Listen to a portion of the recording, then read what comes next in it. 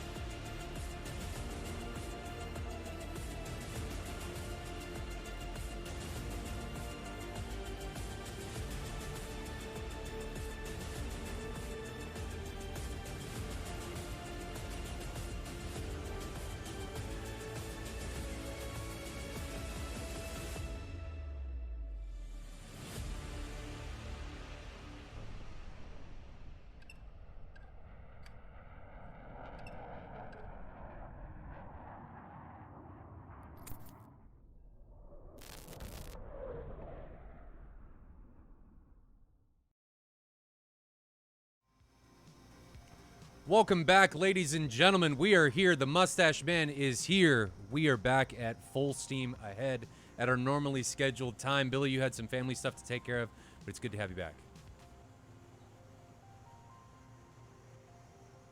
Oh, well. They're both equally as scary. Family, dentist, you know, it's all the same. It doesn't matter. You dread going to both. But anyway, Chabby dropping the 10 gifted subs to everybody. Julius, Kersey, Poju, Schnare, Garfield, Jerk, Mr. 556, Herbeth, Ducky FM, and Dr. Ona. Welcome to the family. Hopefully you enjoy everything. Oh, can't hear Billy because I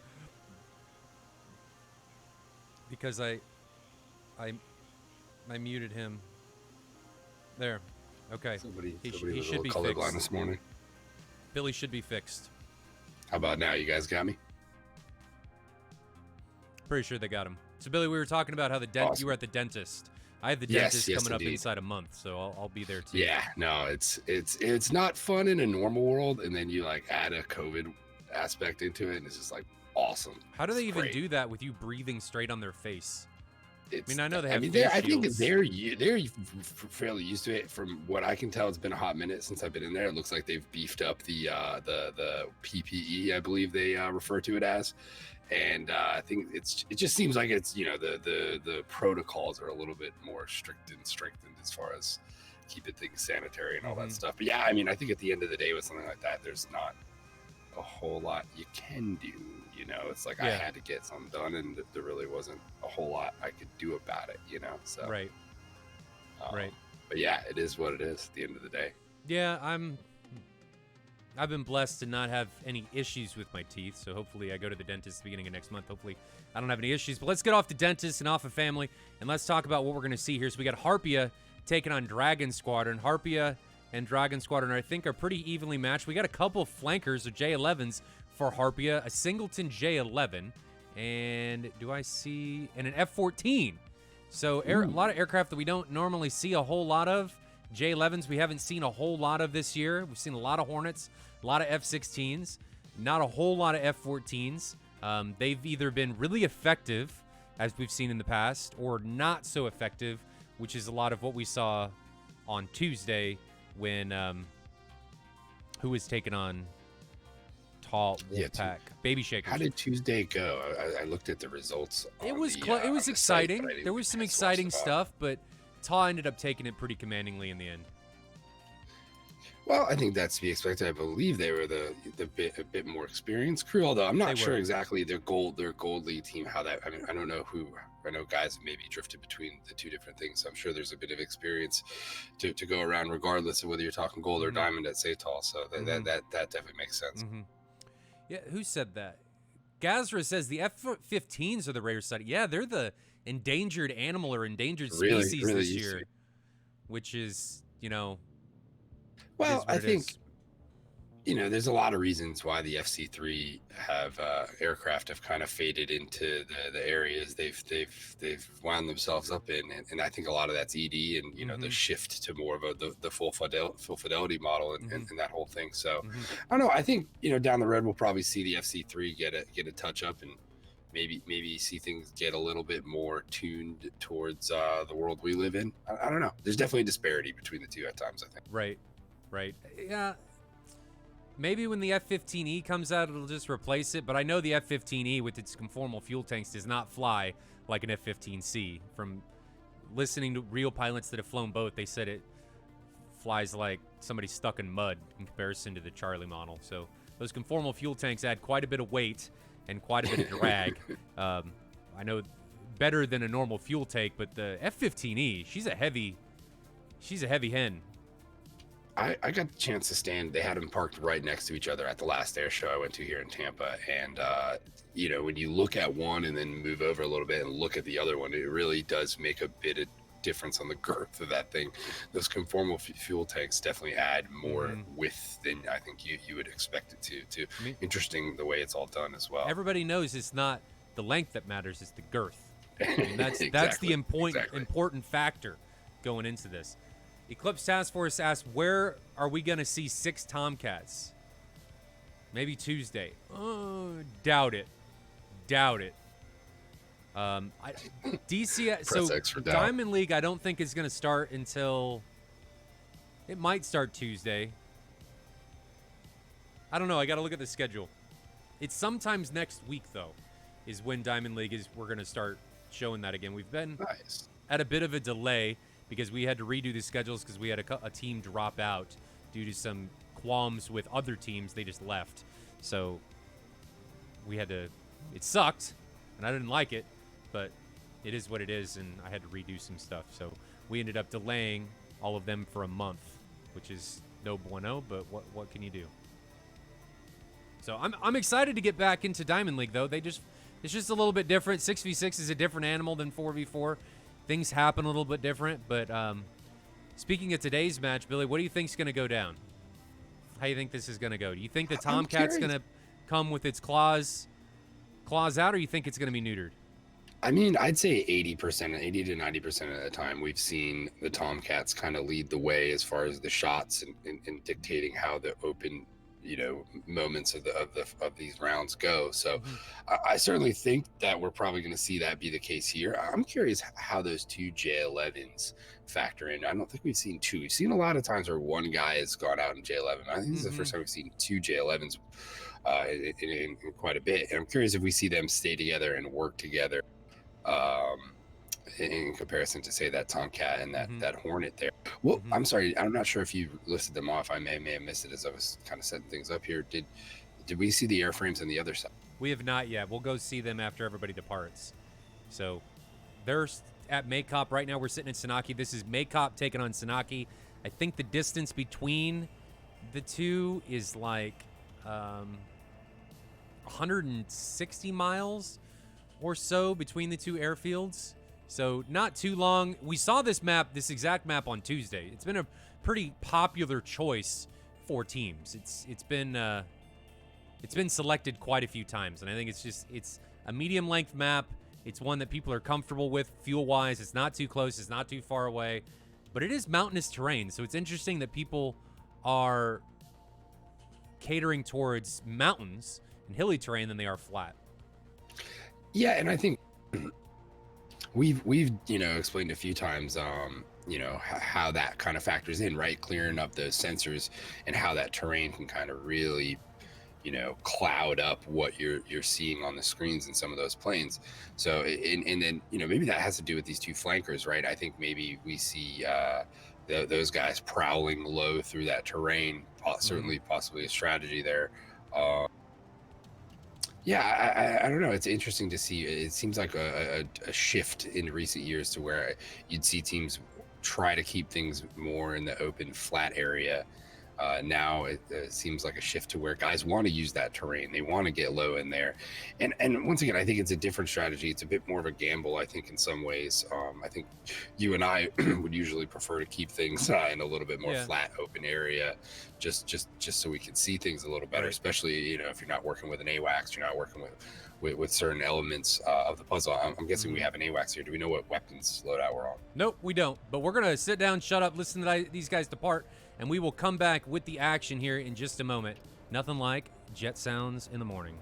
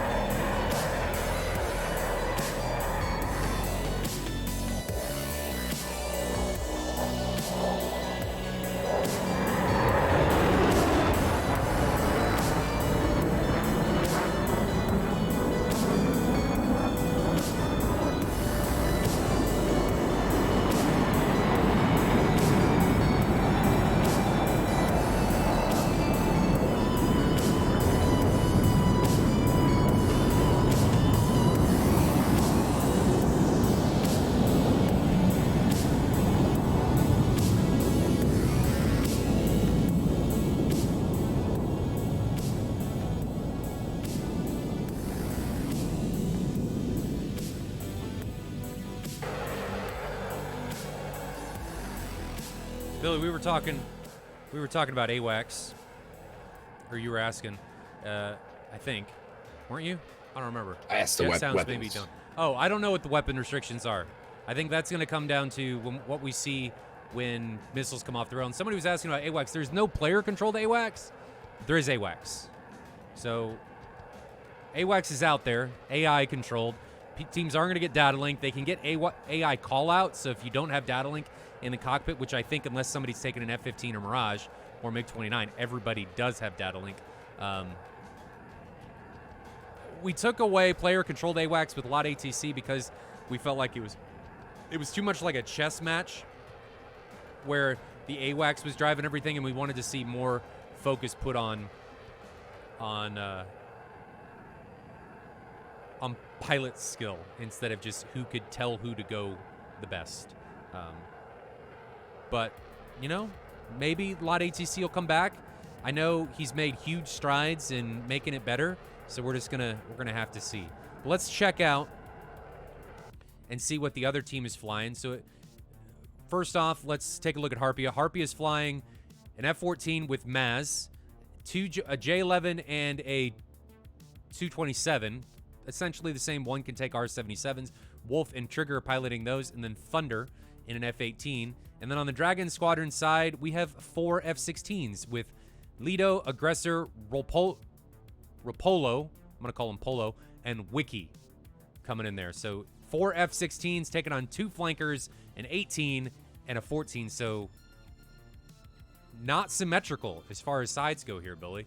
Do we think the limited weapon loadouts from the 16s is going to play a role? Because the flankers and the Hornets, they can take a lot of weapons. A lot of weapons and a lot of gas too. I'm looking at, you know, the other side is basically, you know, the other end of the spectrum as far as the fuel, you know, the amount of fuel they can take. You know, this really, I think, is going to depend on a lot of things for the 16s. Is, you know, they need to try to keep things high as long as possible. I think allowing this fight to descend low and last for a while, which I think is in the best interest of the majority of the airframes, with the exception of maybe the Tomcat on the other side. So, you know, if I was the crew with the flankers, I'd be trying to take things low, keep those optical sensors up, and be looking for these F-16s. I'm not sure. This could be. You know, are we seeing any AIM-9Ms, or did they opt to go for all 120s on the 16? Well, if we take Lido for example, he's taken all 120s. And did he drop? I'm guessing he took a center line and dropped it too. I don't know. I'm not entirely sure on that one. Let me see if I can grab another 16. So Wiki is all 120s. Polo, all 120s. And the last one is going to be Aggressor, and he is all 120s. So no AIM-9s for the Dragon Squadron side. I like that move. I mean, after the 120C buff, it's gotten a lot better. Kurdad asked, are the 120s banned from SATAL? They're banned in the B weapon restrictions. So there's 2 weapon restrictions. There's A and B. And we actually don't know which one this is, because nobody's shot yet, and it's really hard to tell with the skins. I think they both use the same. They just have different fins. But the B weapon restriction, you're allowed to, the 120C is banned, and the Mark 47C and the Mark 60 are both banned for the Tomcat. On the A weapon restriction, everything is allowed except the AIM-9X. The AIM-9X is banned in both. So those are your weapon restrictions in a nutshell coming in here.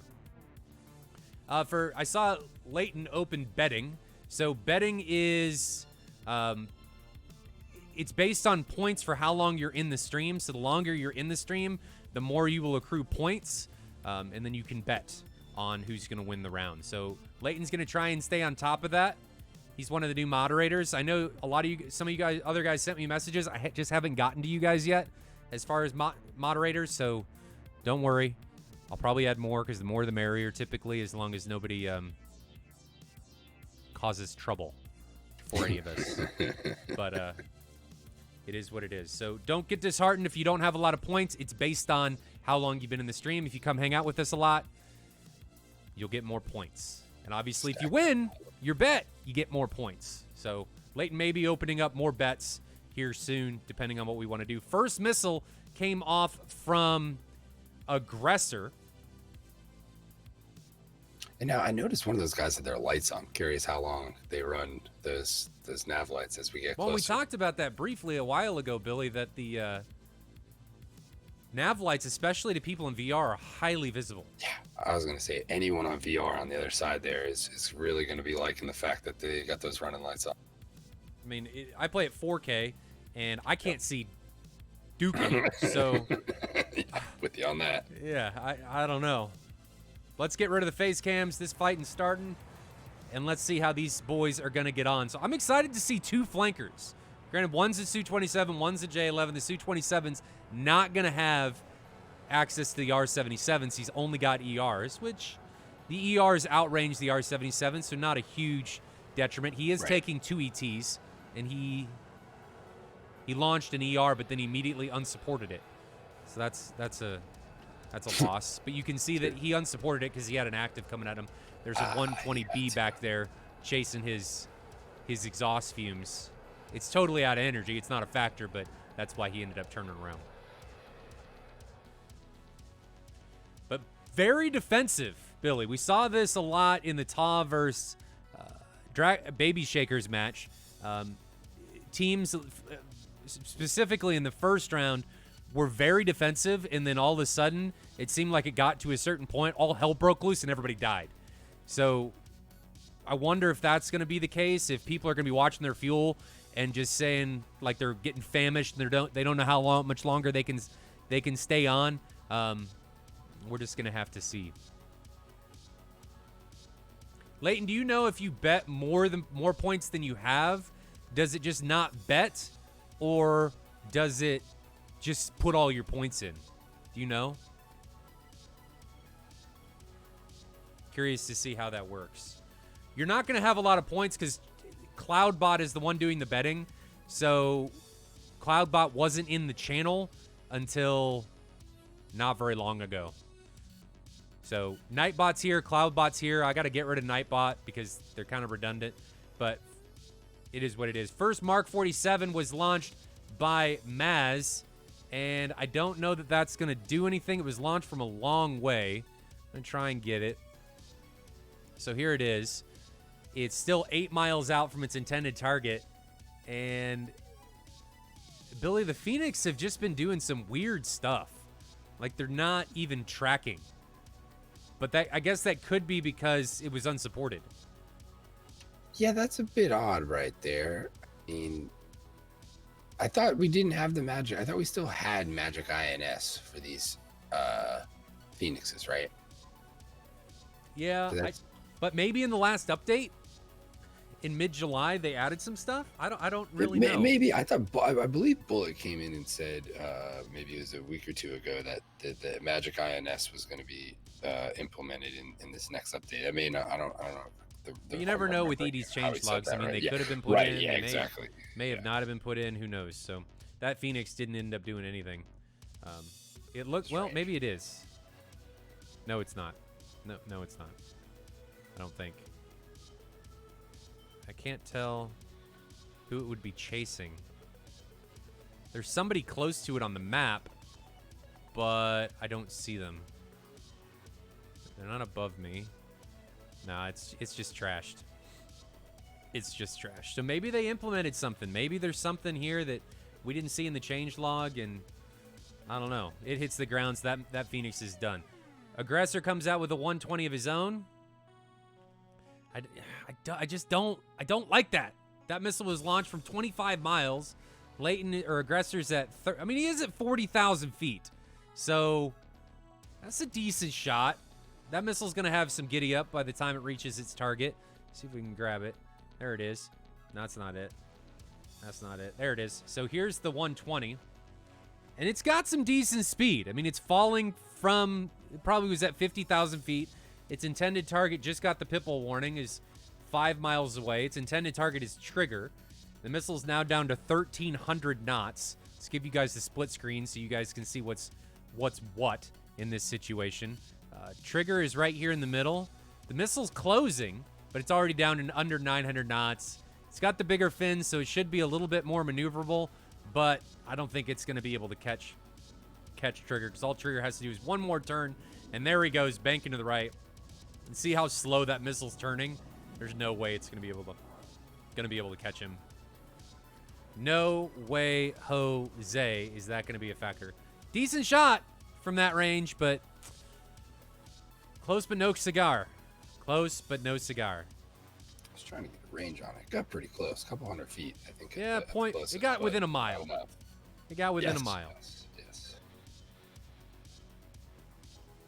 But a mile is not close enough for a kill. It looks like the Harpia guy is staying a bit tighter than we're seeing Dragon. Dragon a bit more spread out, more, I guess, line abreast, you could say, than what we're seeing out of Harpia. Harpia looks like more of a tight-in grinder style of formation, if you will. Yeah, they're both pretty similar, I guess. I mean, Harpia is kind of on top of each other. Dragon Squadron's more in a wall formation. So Dragon Squadron, I think, is in a position, in a formation where they can be a bit more aggressive than Harpia can, because Harpia is more in a ball, and they're in a more defensive position than Dragon Squadron. So is the defense going to win out, or is the offense and aggression going to win out? I don't know. Just looking at it from tac view from a side profile, it looks like Dragon Squadron are doing a much better job of keeping that altitude. But I think, as we discussed earlier, maybe the game plan on Harpia is to get low and really try to sneak some of those flankers in or around underneath Dragon Squadron here. One thing we don't often talk about is, often curious how much research a team does on the other team they're about to fly against. What do they like to do? How do they factor that type of stuff into their game plan? So curious, maybe they did some research here on Dragon Squadron, and knowing they like to stay, keep altitude, and they're going to try to maybe use that against them in some way, shape, or form here. Mm-hmm. But it does seem like there's a concentrated effort to stay a little bit lower than them. But as Dragon Squadron now getting kind of broken up there with some shots. Some decent 120 shot. I mean, when I say decent, it depends on what they were trying to do. If they're just trying to force a reaction, it works, because you got Wolf to dump a ton of chaff in that situation against a missile, which, as the match progresses, if you run out of chaff and then you launch a 120 at somebody, or you get a 120 launched to you, well, that could be a problem. It could be a pretty big problem. Is Wiki going to get away from this from this Mark 54 Alpha? I don't know. It's... Let's take a look at it. He's not moving. He's under Mach 1. He's getting there. He's definitely running, but that missile, it's starting to bleed energy now. It's at 1,300 knots still, 4 miles away. But then it does these turns, these massive turns, like it's doing, and it's already down to 900 knots. It's not going to catch him. That missile's done. It's like trying to fly sideways at that point. Yeah, I don't know what it's doing there. You're not going to hold speed there. 120 launch from Lido. They're just too far away to be effective. 27 miles. 40. It is at 40,000 feet, so if you don't dive or go defensive, you are going to die. But this 120 was launched from 27 miles onto Trigger. Trigger is sitting at 20,000 feet, so the missile's going to have to go down from thinner to thicker air. And I don't like it. I don't like it. Trigger is defending now. So let's jump to him. And the missile's just not going to catch him. So it's 4 miles behind him. And he's at 500 knots, and it's just not going to reach. Because as it goes into terminal and tries to catch him, it's going to bleed all of its energy and going to be completely out of gas, which is exactly what we're seeing. They are starting to get a little closer. We are starting to slowly get closer. We were sitting and staying at about 40 miles. Now we're down inside of, getting into 20 miles, then turning cold. So I think at some point you're going to hit that point where you can't turn back, if you will. That's true. Funky Chris asks, what is the ideal range for the 120? It depends on your airspeed and altitude, like diagnosis brought up. It's very dependent on how high you are and how fast you are. Because the faster you are as a launching aircraft, the more energy you can impart onto the missile that it doesn't have to accelerate to. So it's going to accelerate past that speed, right? So the faster you are at launch, the more energy you are imparting from your aircraft onto the missile that it doesn't have to waste energy on itself. And the higher altitude you are, it gets more energy from falling. And it also has thinner air, which means less friction, which allows it to maintain airspeed a lot better. It also depends on the variant. So the 120C is more efficient and faster than the 120B. So those are all things to consider. When I'm flying with 120Cs, if you're 10,000 feet or under, a good range to launch at, I usually launch like Mach 1.2, 1.3, from like 10 miles, 9 miles, 8 miles, somewhere in there. If you don't launch before 7, you're gonna have a tough. You're not making it out of them shooting at you. Yeah. So it's really, I think at the end of the day, when you get two guys who know what they're doing, it's a game of chicken to 7 miles at under 10,000 feet. Yeah, and it's also going to be very dependent on when you launch, on if you get launched at yourself. So right. It just depends. Doom Sniper asks, are teams allowed command staff on comms as well? You're allowed whoever you want in chat. They just can't be in the server. So you can have as many people in chat as you want. You just can't. Not everybody can be in the server. Only the pilots are allowed, and the Rios are allowed in the server. So nothing's really going on. Everybody's pretty standoffish. Another 120 being launched from Dragon Squadron from 22 miles. 22 miles. That's coming in on Trigger. So if we flip over to Trigger, Trigger is at 20,000 feet. You can see the now extending aggressor out there in the distance. You can see his marks dropping as he goes into descend. I don't see the missile yet, but Trigger seems to have gotten the pitbull warning on it. Should be somewhere to his left. Now somewhere, there it is. So it's 5 miles behind him. Roundabout, there is no GCI. Player-controlled GCI, correct. Only AI-controlled GCI. So that missile gets within 4 miles again, and that's going to be it. Doom Sniper says, so someone came up with the idea to use the AI AWACS picture calls and plotting table to manually run intercept. You could do that if you wanted to, but you're not going to be able to get those AI AWACS calls because you're not going to be in the server. So somebody would have to relay all that to you, or you would have to be able to watch one of your compadres or wingman's flights to be able to get that information. But that's all allowed. You're just not allowed in the server. And with these distances, I think we're going to see guys down to the end here with not a lot of missiles and not a lot of gas. Well, I'm also worried, Billy, that the Dragon Squadron, they only have F-16s. They've only got 6 missiles. They've only got 24 missiles across all of their aircraft. Flatspin asks, question about procedure. Do the teams have the map and weapon restrictions prior to picking planes? They do. Yes, so that is picked by the teams before they get into the server. The weapon restriction is picked first, then they go through a mission banning process to pick the mission, and then they all jump into their planes. Your aircraft selection is not set in stone until you take off in the first round. Once you do that, you are forced or required to fly that aircraft, regardless if you change pilots or not, for the remainder of the match.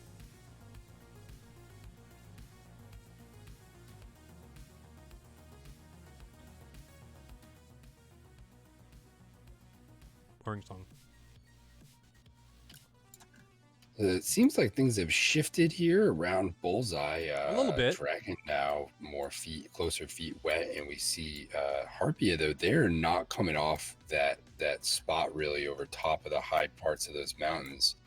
I don't think we've really seen them get low into the valleys a whole lot here and there. They've definitely used it, I think, to try and line its sight or make it a little bit more difficult on the sensors there. But definitely not wanting to budge off that area, though. They look pretty pinned to it at the moment as Dragon just kind of shifts around them.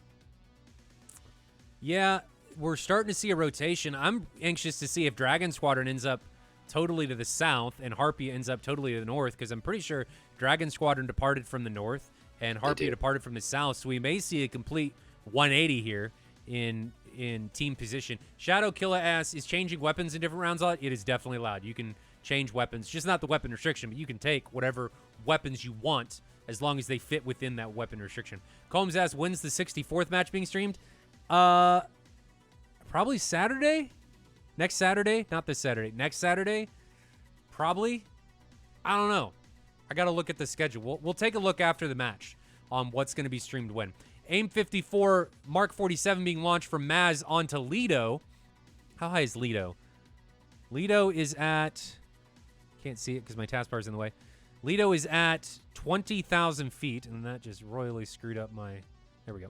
So Lido's at 20,000 feet. That Mark 60's got some juice here. 2,100 knots. Let's flip over and watch it. It's coming in on Lido, 3 miles, but I think it's going to go into this terminal velocity BS where it, like, freaks out, bleeds all of its energy, but it's still at 1,400 knots. It's going to have some go by the time it reaches its target.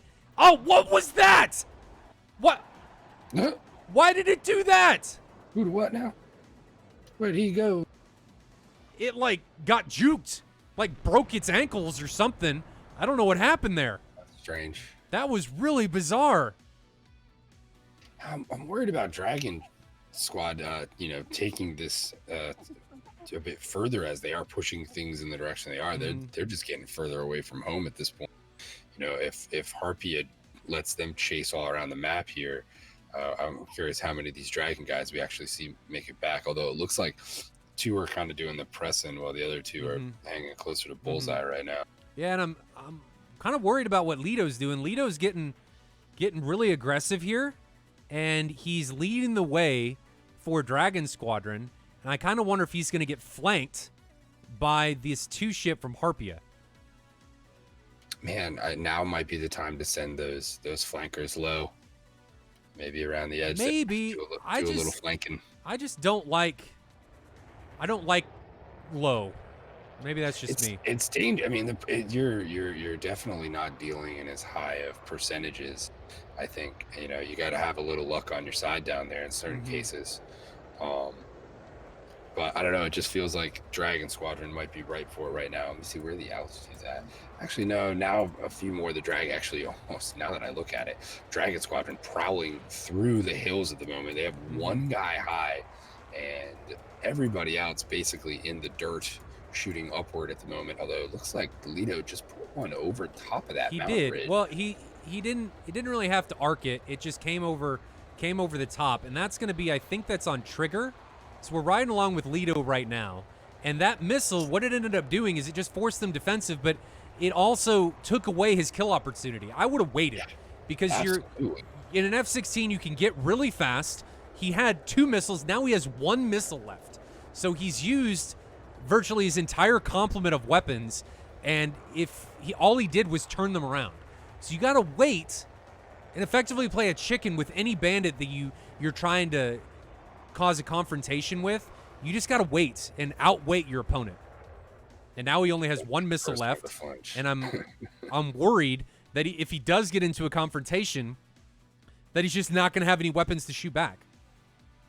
And I think that was valid. I think he had the advantage. I don't think they had seen him from his position there, so I think he frankly could have kept pressing. I think they were struggling to kind of pick him up just based on his position. This whole match, though, now really down in the weeds with the exception of Aggressor, who is kind of up high. I'm not sure how well he might be data linking. Trigger's in trouble. Trigger's got a 120 coming off of I saw him get an ET off, but Trigger gets taken down, and now I think there's a 120 somewhere in the air, or an ET somewhere in the air. It's coming in on Aggressor, and Aggressor's in trouble. He's got that ET, doesn't flare it, he gets taken down. So that's at least Trigger was able to take somebody down, but that was a much better launching position by Lido, where Lido was able to at least take somebody down. So let's pause it, and let's take stock in what happened. We lost somebody else who I just realized, I think it was Maz. Maz, I think, crashed. So Maz, last time I knew, he was somewhere up here, northeast of Lido, and I think he crashed or DC'd. So 2 guys for Harpia go down, and there's 3 remaining for Dragon. So let's take a look after that incursion of what we've got remaining. So we did this last week. You guys seem to like it, so we're gonna try it again.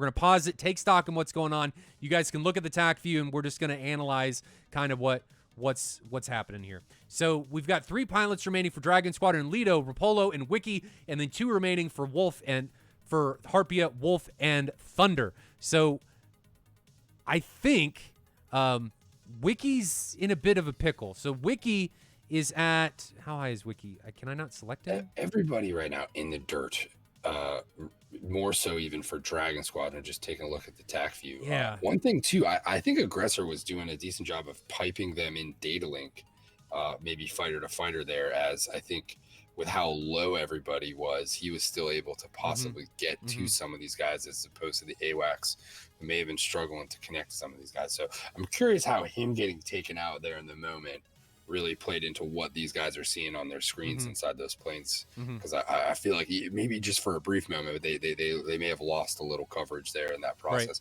How Harpy is able to kind of capitalize on that, I'm curious. Right.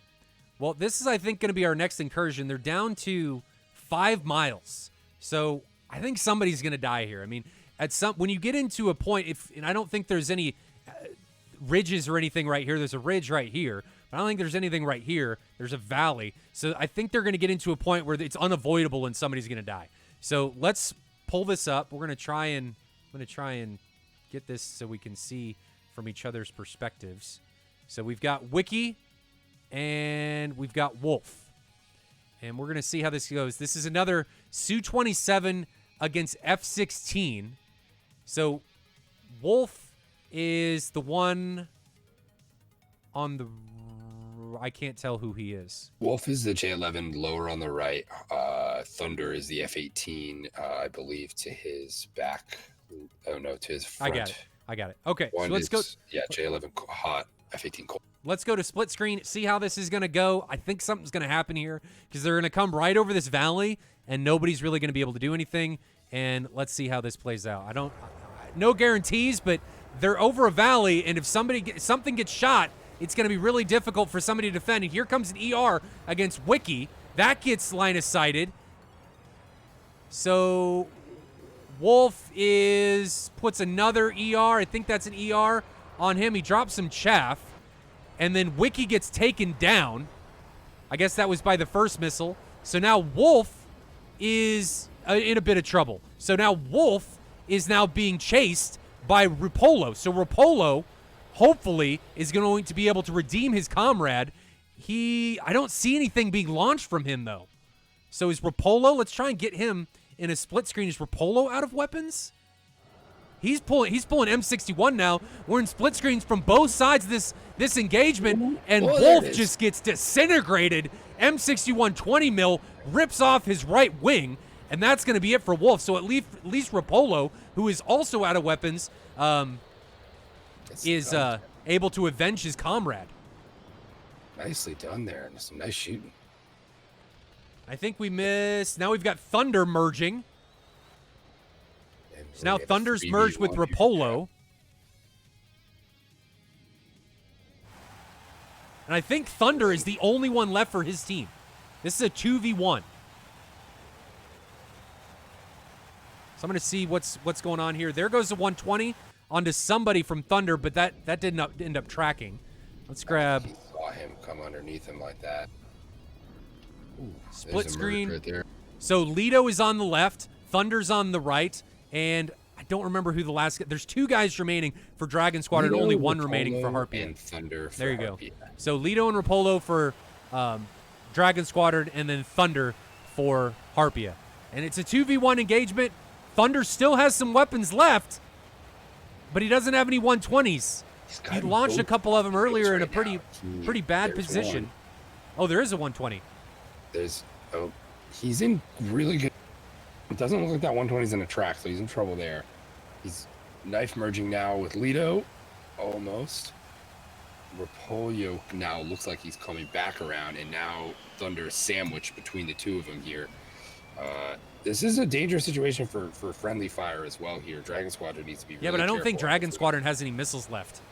Oh, that could be. Okay, now aim 9 out of Thunder, but that's not going to track either. Wow, this is just... He's launching in positions where he doesn't have a very good shot. He's getting antsy on the trigger, and he just doesn't have he doesn't have a very good shot in these situations. So now there goes an AIM-9. That wasn't a bad shot. So he ends up taking down Lido. So now we're into a 1v1 situation with Thunder and who's the other one? Rapolo. Rapolo, yep. And does he still have one AIM-9 left on that F-18? No, he's out. So this is going to be guns only. There are no missiles remaining in this. And Rapolo is the one in the driver's seat. Thunder needs to carry around this turn. Keep the turn.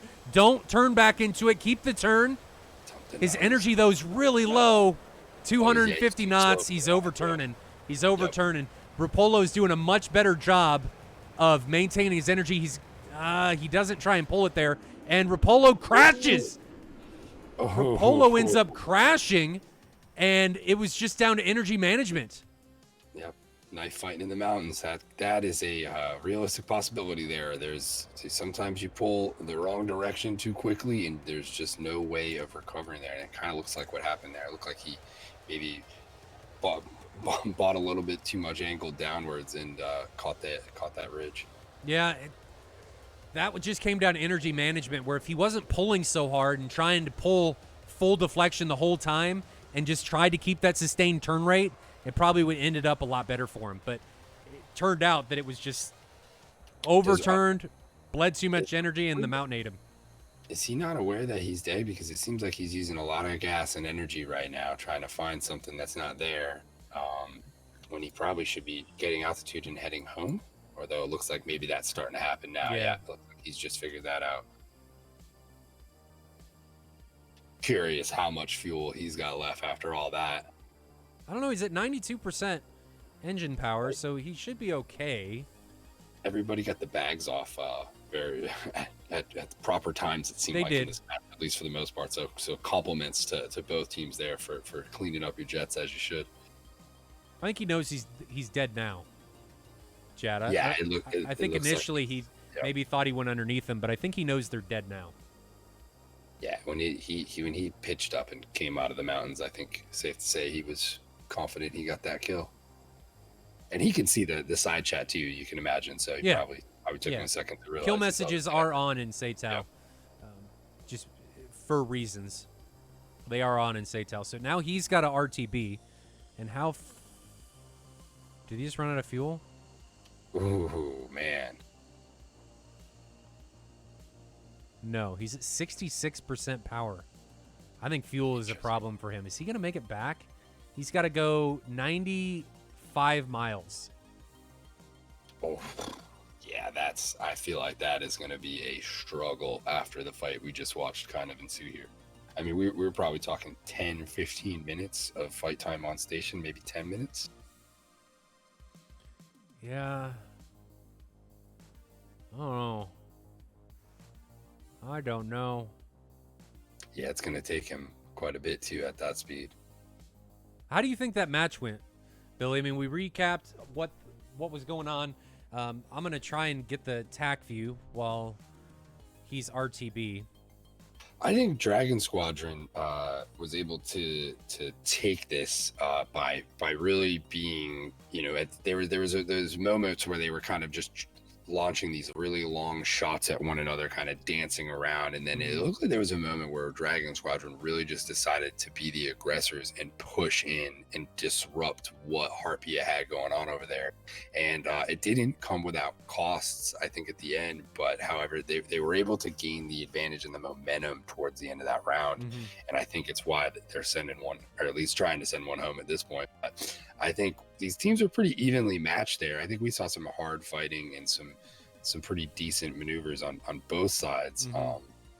But I do think that aggressive push into the center of where Harpia was kind of hanging out really gave Dragon Squadron the little advantage they were able to muster to kind of pull that off. But at Harpia, there were several moments there where that could have gone either way. And that Hornet at the end, I believe it was Thunder, some better shot choices. He had the ammo and the ammo, and I'm assuming the gas and the positioning too, might I add. If you look at it from the TAC view, there was a moment there where he had 3 missiles on deck, or at least 2, and both of those guys turning around in front of him. Now the terrain certainly played a role there. So I don't want to say he should have shot when he maybe realized he shouldn't have.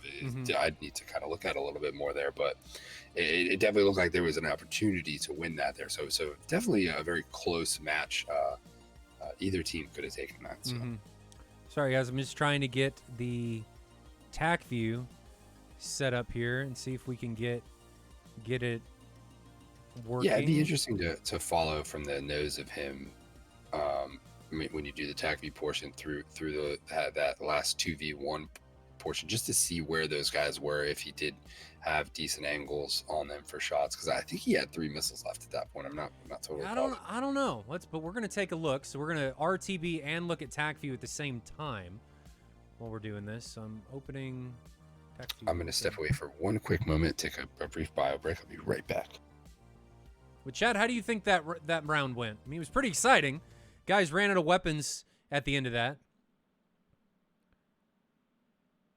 Looking for users.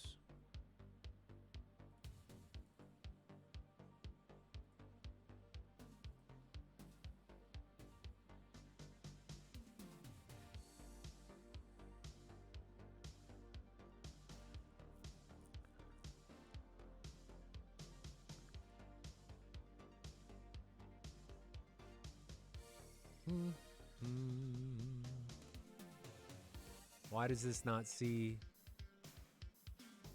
the match?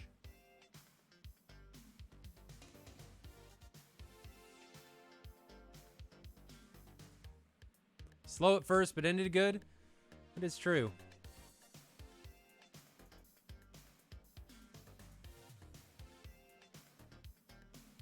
Why does this not see this? What happened? Oh, I've already got it open. Okay. So let's change views and let's see how this actually happened. So let's get rid of this. Let's jump over to split screen with TAC view and let's see how this went down. So I'm going to try and keep this centered. So we're watching him RTB on the left and we're going through TAC view on the right. This is the beginning of the match. Nothing really happened. Well, let's just fast forward because nothing really happened until 46 minutes. So they start to like move around. So Dragon Squadron started up here and then Harpia started down here, but they started to rotate, which is fine. But it looks like both of them really wanted the mountains. Nobody wanted the flatland. Both of them really wanted the mountains and nobody really wanted to give them up. So that's what I see going on here initially. First kill happens right about here. And the first thing that I see that I don't like is that Trigger recommits into an incoming threat. So he's 12 miles away. That is really, really close. Really, really close for a recommit position. If you recommit here and he launches on you, you have no choice but to defend, right? So Lido just launches late. He just launches late in this situation. If he would have launched earlier, Trigger would have had to defend earlier. But he waits and waits and waits, and there comes one at 6 miles. So I would have liked to see him wait or launch earlier, force Trigger to defend, and then run them down. So he waits. Trigger's able to get an ET off even though he ends up dying. But Aggressor just flares early and then doesn't flare again. And unfortunately, the F-16 with the ET, it really likes the F-16. So even though you flare, it's still going to track you. And looking on the left, it looks like Rapolo has given up. Yeah, he ejected. So Rapolo's not making it back, and this is going to end in a draw. Ooh. And yeah, fuel definitely a factor.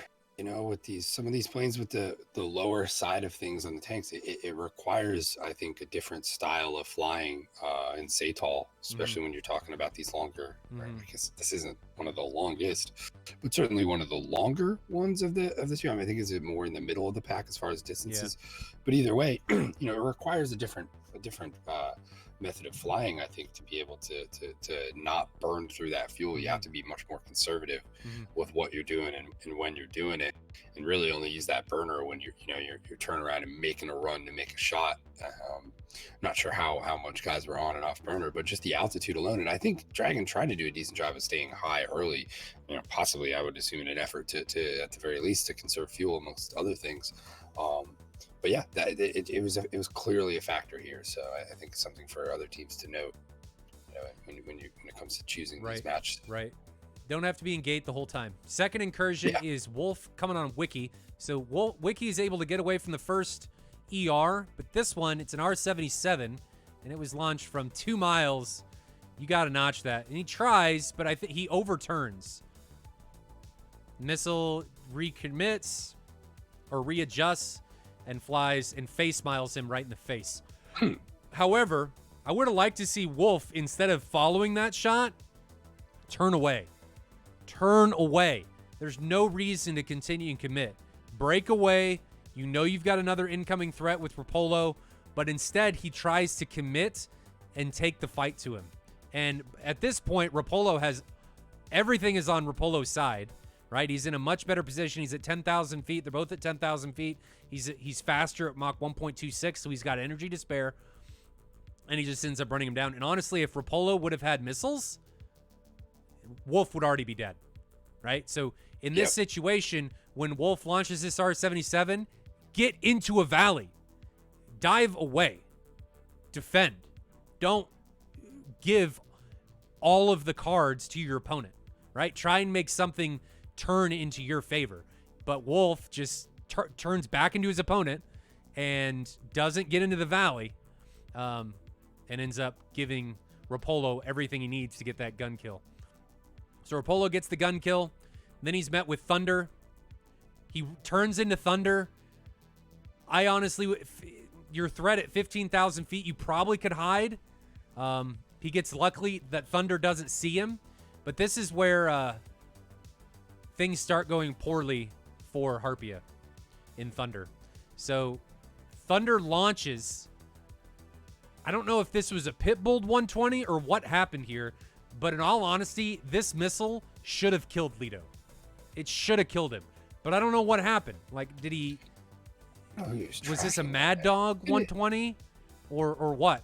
Because if it was Mad Dog, you got to make sure that you get lead angles on the aircraft, because the missile's not going to come off the rail and immediately track your target. It's going to take a second to go active, and then it's gonna grab him. So that was a wasted shot.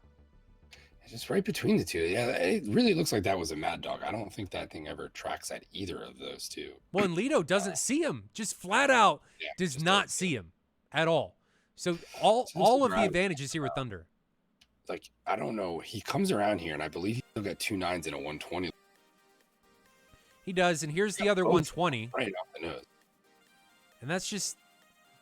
I don't know what happens there. Well, I think it gets line of sighted. And if you got to think ahead of your airplane. We talk about this a lot. Where if you think that your enemy can line of sight something, either loft it over the hill, try and get some loft on it so it goes up and over the hill, or don't shoot. Because when you shoot in these situations, you're taking away all of your leverage.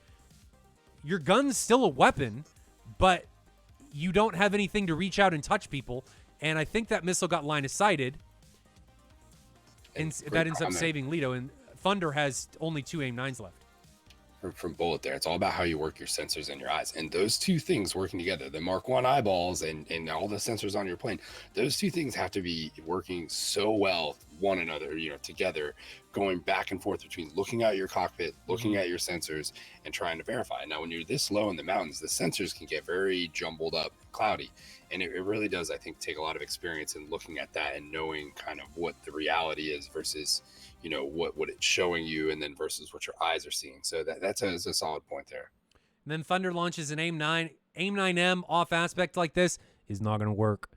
It's not going to work. It's not going to happen. So he launches an AIM-9 that goes straight into a mountain. And if he just would have waited, just wait, because this is your shot right here. This is it. Yep. Oh, let me get it back. This is your shot. AIM-9 shot right here. and he takes it and he kills him. But now he doesn't have any missiles left. Right. So this is where that 120 and that other 9 would have really come in handy, right? Yep. But it's difficult, you know. It's easy for us to sit there and call that in reverse, right, or after the fact. But the same note, it's where just having that little bit of hesitation may help you out down the road. Mm-hmm. Yeah, and look how tight his turn circle is. You can tell he was full yanking on that stick, trying to get around and come in on the F-16. But the F-16 just out sustains him and comes around the circle. And honestly, Thunder doesn't have the energy to even maintain flight and eats a mountain. Ground undefeated, still undisputed champion of eating jets. It is. That's what it comes down to.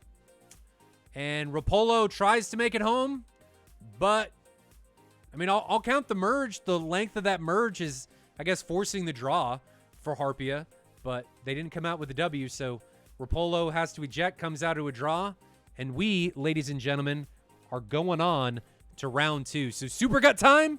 I'm going to get round 2 set up, and we will be back with more Dragon Squadron, Harpia, DCS action coming at you. See you in a minute.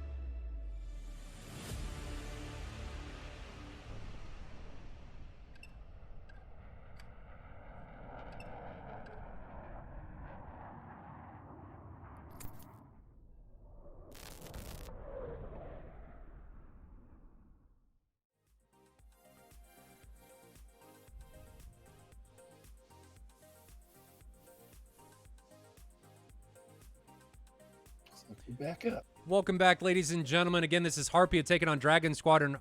They are tied at 1 apiece going into round 2. I had some issues with the track, so I'm redoing those. But Billy, how did you think that went? I mean, what did either team need to come out, aside from fuel management, need to do in order to come out with the win instead of the draw?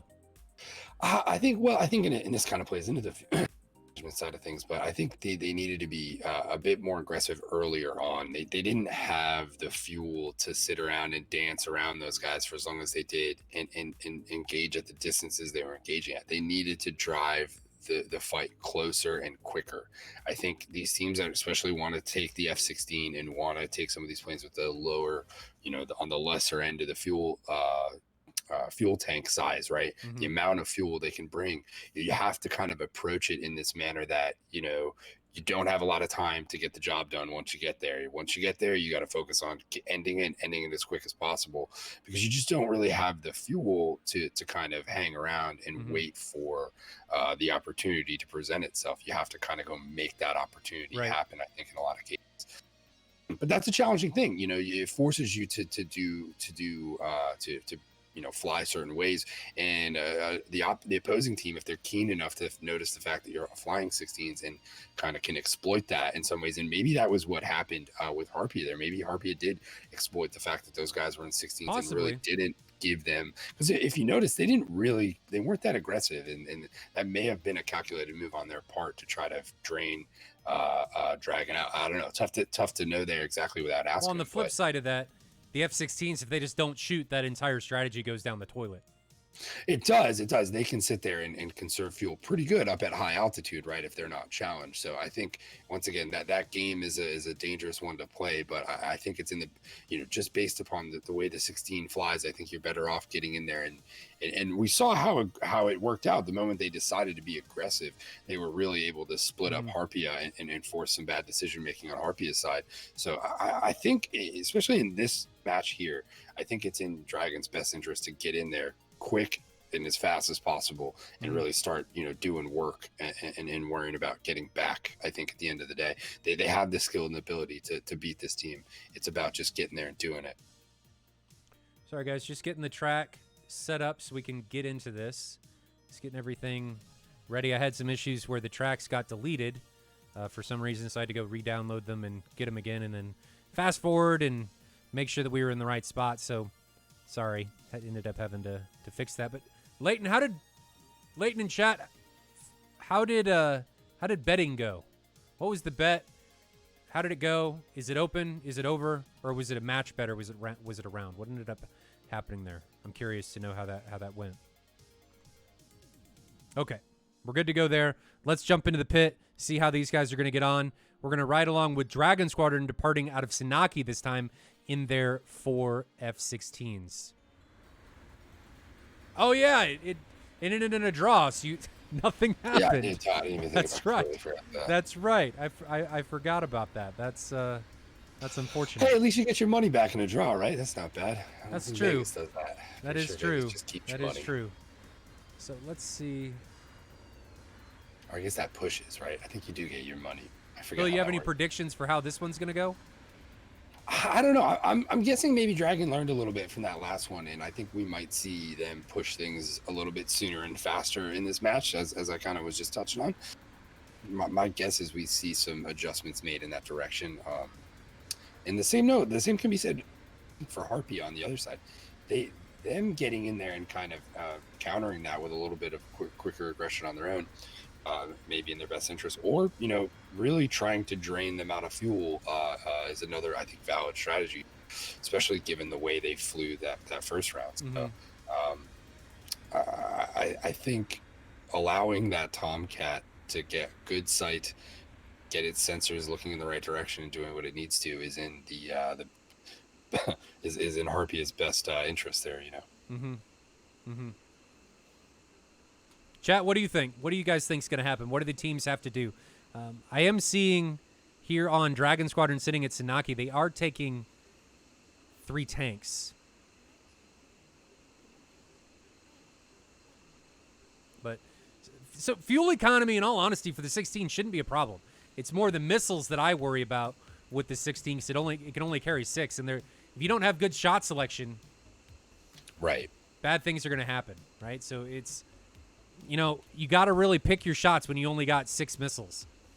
And then knowing that your close in choice is not going to be an aim 9, it's a 120. You kind of got to pick your shot a little differently when you're shooting an aim 120 that close, right? When you're talking about when you're getting down in deep, as we saw with that shot from a couple shots out of Harpia, I think towards the end there, down low with those 120s, you kind of have to be in the right spot to really make that shot work in your favor.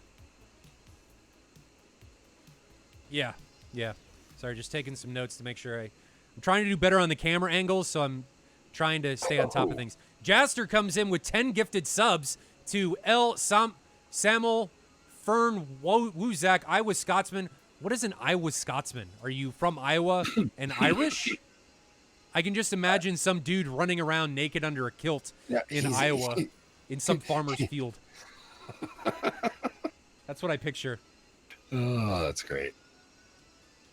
Lumen Ghost, Mapman, Frisch Luft, Mad Chihuahua. I like that name.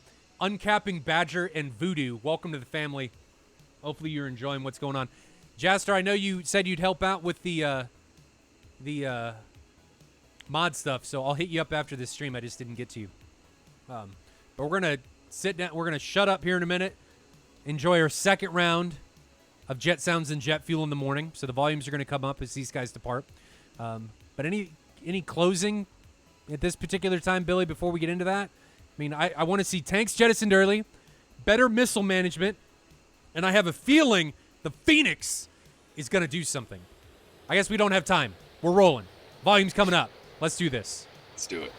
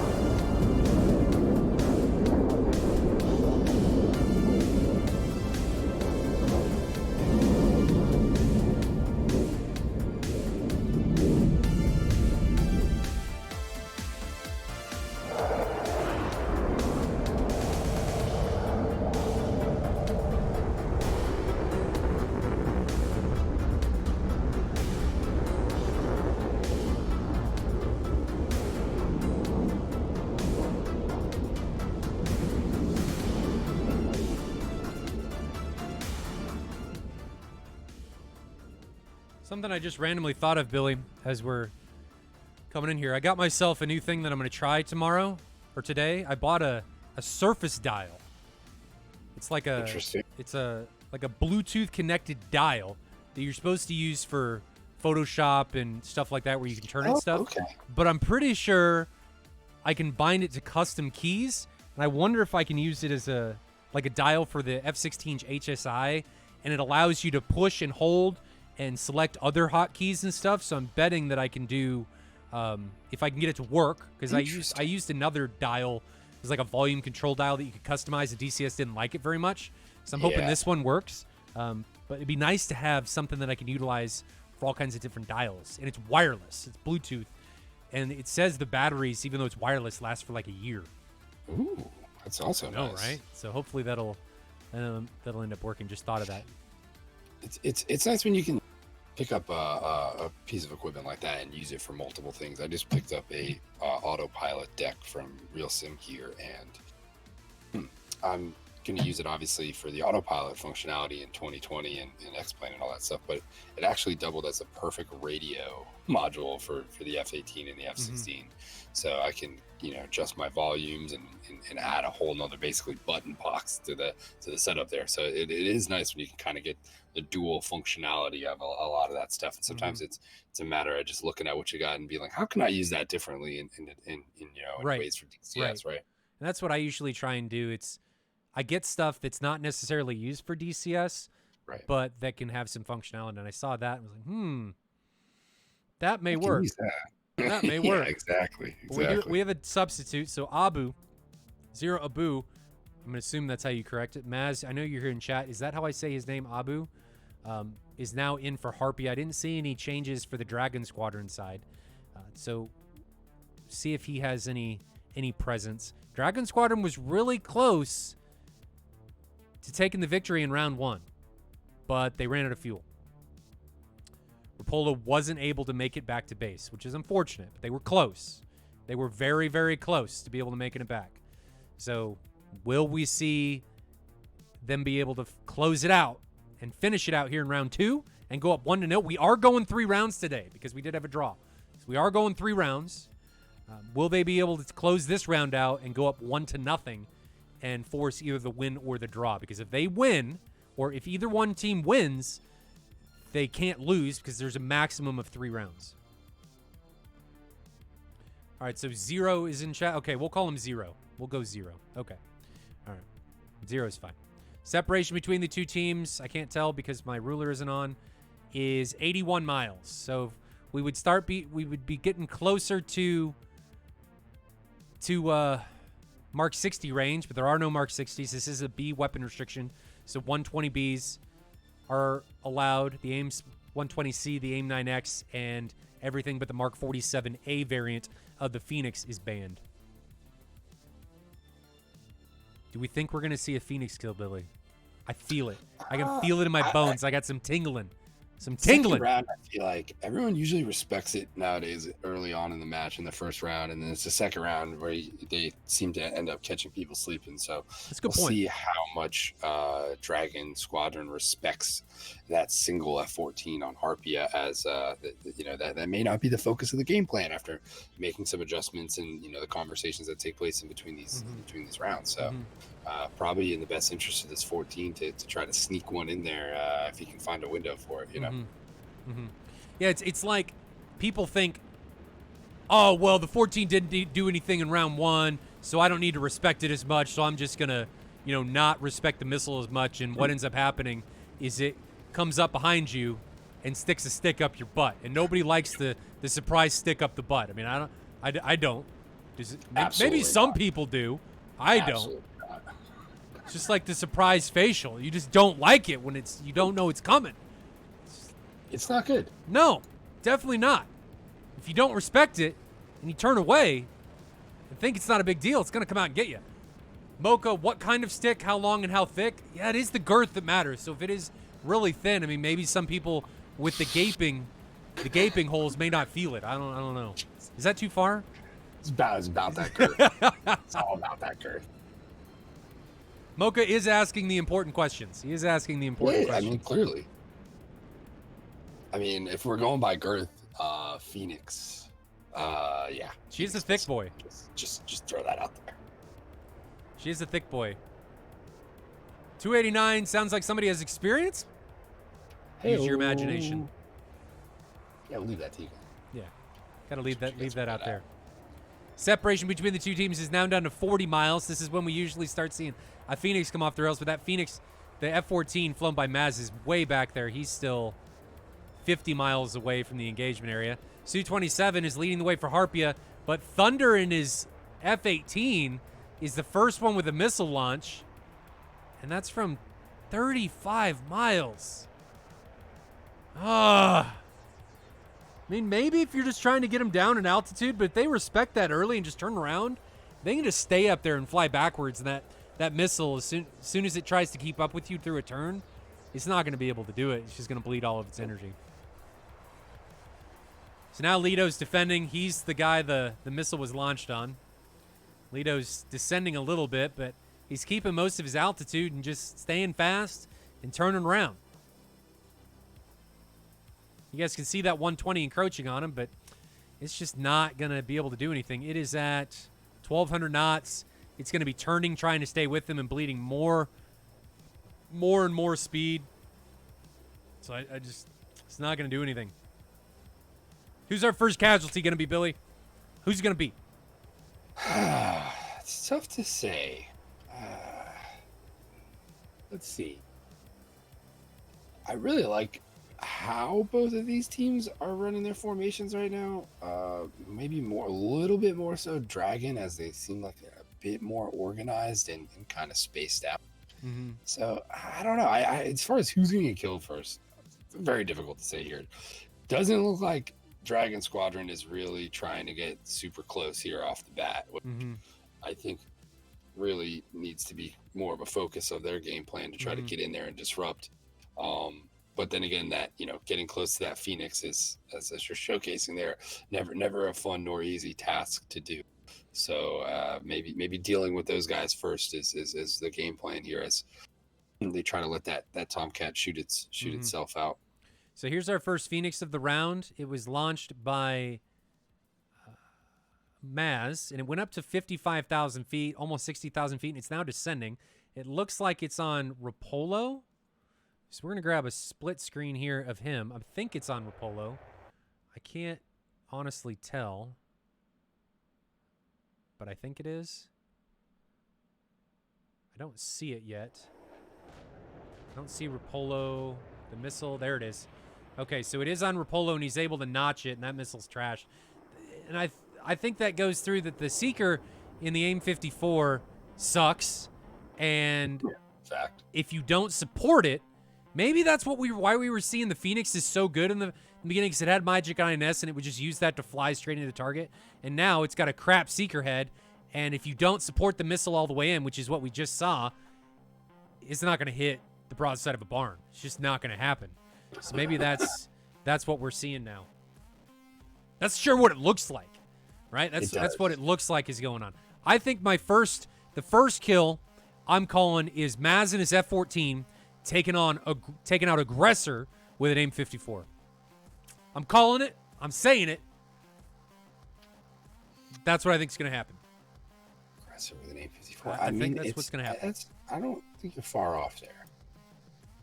That seems like a sound choice. So Trigger's now ingressing in his Su-27. He's not very high. 20,000 feet, so medium altitude. He's not very low either. So not bad. You can see the contrails from the ingressing Lido and Aggressor from the Dragon Squadron side. Looks like on the map, if we go to split screen now, on the map, the Dragon Squadron's Aggressor and Lido have both launched 120s, and I think they're both on Trigger. I don't like double taps like that, even if they're from two different aircraft. They're launched at the same time. If he defeats one, he's gonna defeat both. What's the point? Just wasted. Even one would be wasted there, but now you wasted two. If I had a desk in front of me that I could bang my head into. But I don't, and I'm worried that if I did it on what I've got in front of me right now, it would break. I don't want it to break because I got expensive stuff sitting on it. It'd be bad. The Trigger, see him on the left, he doesn't even have to try and defend those. He just turns around. The 120B's missile retention or energy retention is bupkis. It does not do well at all. So, launch later, ladies and gentlemen. Do it later. Please. It's a game of chicken. It really is at the end of the day. And when you flinch first, you're putting yourself at a disadvantage in most cases, because now you've probably wasted the missile, and you're also now wasting more fuel having to turn around. So I think, it's obviously much easier said than done, but holding as long as you can in those situations is your best bet. Pixie says he's going to join SATAL and fire 10 AMRAAMs on one target. I would have an aneurysm if you did that. Moltaire. That's an interesting way of spelling Moltar. Moltaire. Is that the French version of Moltar? Maybe. Maybe.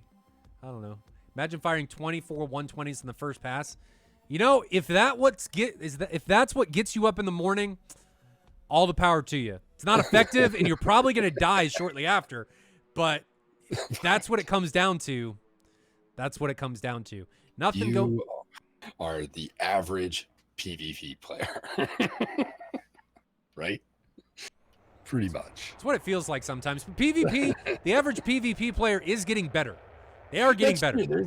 There's been a definite uptick, and I think part of that is full fidelity.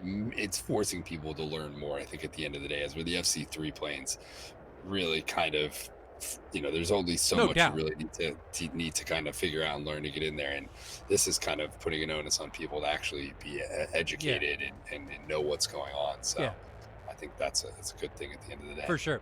Quick shout out to Bullet for dropping the tier 1 sub for the last 12 months. Much appreciated, brother. Welcome back to the family. We got Jester's 10 tier gifted subs. Timothy dropped 10 bits. Much appreciated. And I don't think I missed anybody else. So got caught up. Lots of follows. Much appreciated. If you guys haven't hit the follow button, make sure you hit it so you don't miss when we go live. We go live Tuesday, Thursday, and Saturday at 1500 Zulu. Every time. Mr. E, exactly. You read my mind. Next stream is this Saturday at 1500 Zulu. But change your topic. Aggressor, drop your tank. Yeah, he doesn't have the underbags, but he's got the underwings, but he's got the center line. I don't know. We had a discussion about this on Tuesday, and I'm pretty sure the center line induces more drag than the wing tanks. Some people were disagreeing with me, but I'm pretty sure the center line, because of how the wings and aerodynamics work, I'm pretty sure the center line creates more drag than the two wing tanks. So you can in most cases with the altitudes guys are climbing to here, you can ditch that center line by the time you're past 20-something thousand feet. Like, it doesn't, burning up to altitude quick is your best bet for efficiency purposes, and B is going to get your plane in a much quicker, much better situation for drag sooner on in your flight, which is better for your fuel efficiency. I'm sorry, guys, you guys couldn't see Aggressor's center line, but it is what it is. Big volley, though. Looks like almost everybody from Dragon, with the exception of Lido, shot. Kubrick's, I don't know, man. Is anybody else having difficulty with volume? Because I watched it with my mic volume and stuff on a VOD, and it was working fine.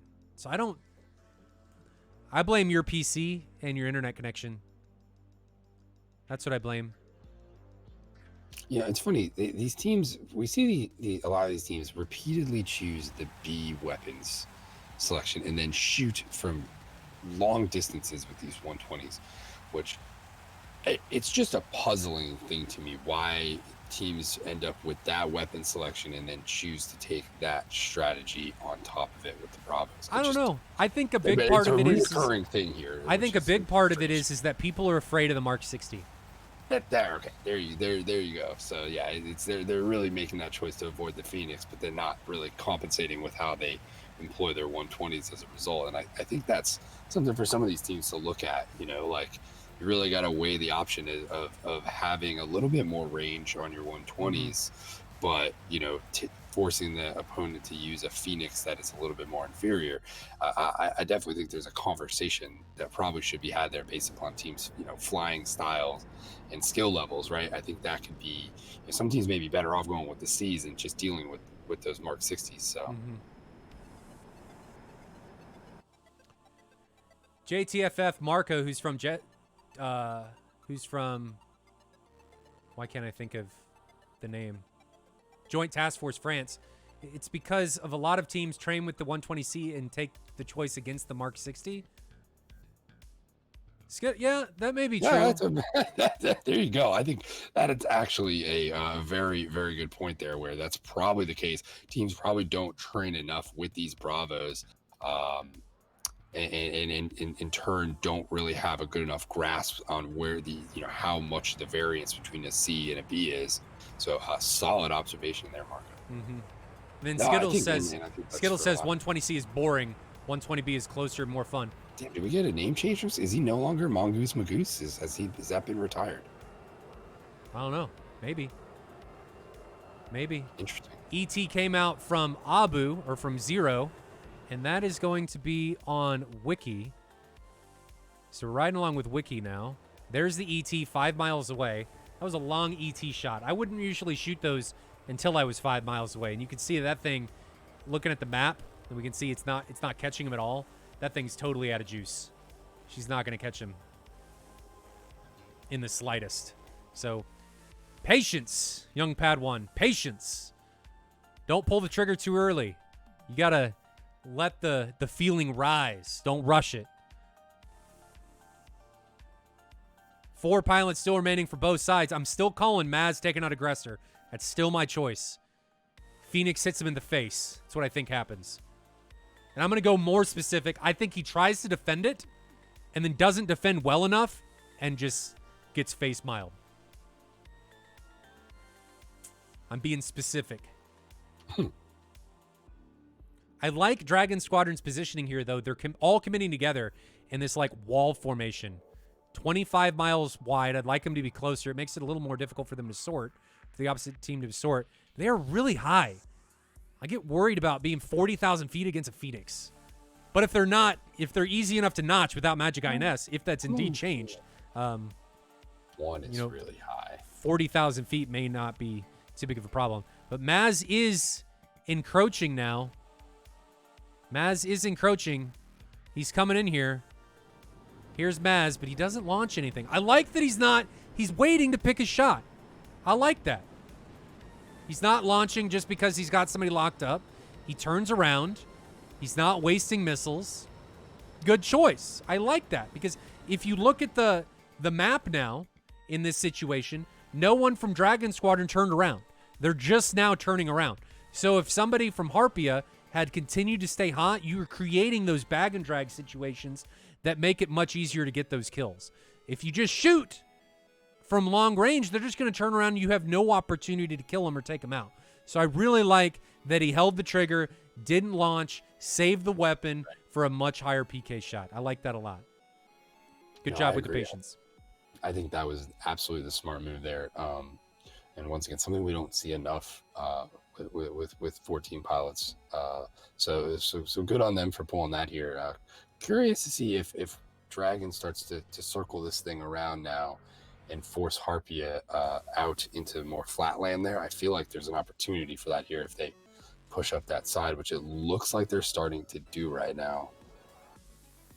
I think the terrain is going to shrink here for Harpia soon. We are indeed starting to get pushed. Sorry, guys. We are indeed starting to get pushed further and further north. Rapolo got a 120 launched at him. It's somewhere behind him. There it is, 3 miles back. Doesn't look like it's going to catch him. In these situations, guys, when you know the guy is 100 or 10 over 10 miles away, you don't need chaff. You're going to outrun the missile anyway. So save your countermeasures to the point where you're going to need to notch. You don't need it in this situation. You don't need it. You're going to out-energy the missile. The chaff is doing nothing. Just save it. Or in a lot of cases, don't take as much chaff. Take more flares.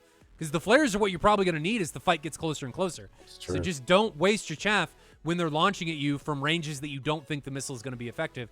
But that comes down to people learning effective ranges of missiles, right? It comes down. 54 Alpha out from Maz there. 254 Alphas out from Maz. At this decent distance. So yeah. I think is this my time to shine? Is this it? AIM 54 coming in, and I think this is going to be, it's on Aggressor. And Aggressor's recommitting. Oh, baby, did I call it? Did we make it happen? is this Moltar's time to shine? 2 miles now. Aggressor's still at 20,000 feet. 1.5 miles now. It's still tracking. It hasn't lost track. The missile's still at 1,200 knots. Oh, the tinglings happen, and it pokes him. No, it doesn't. Yes, it does. Boom! Little bit of a delay, and Moltar, the chosen one, has called it.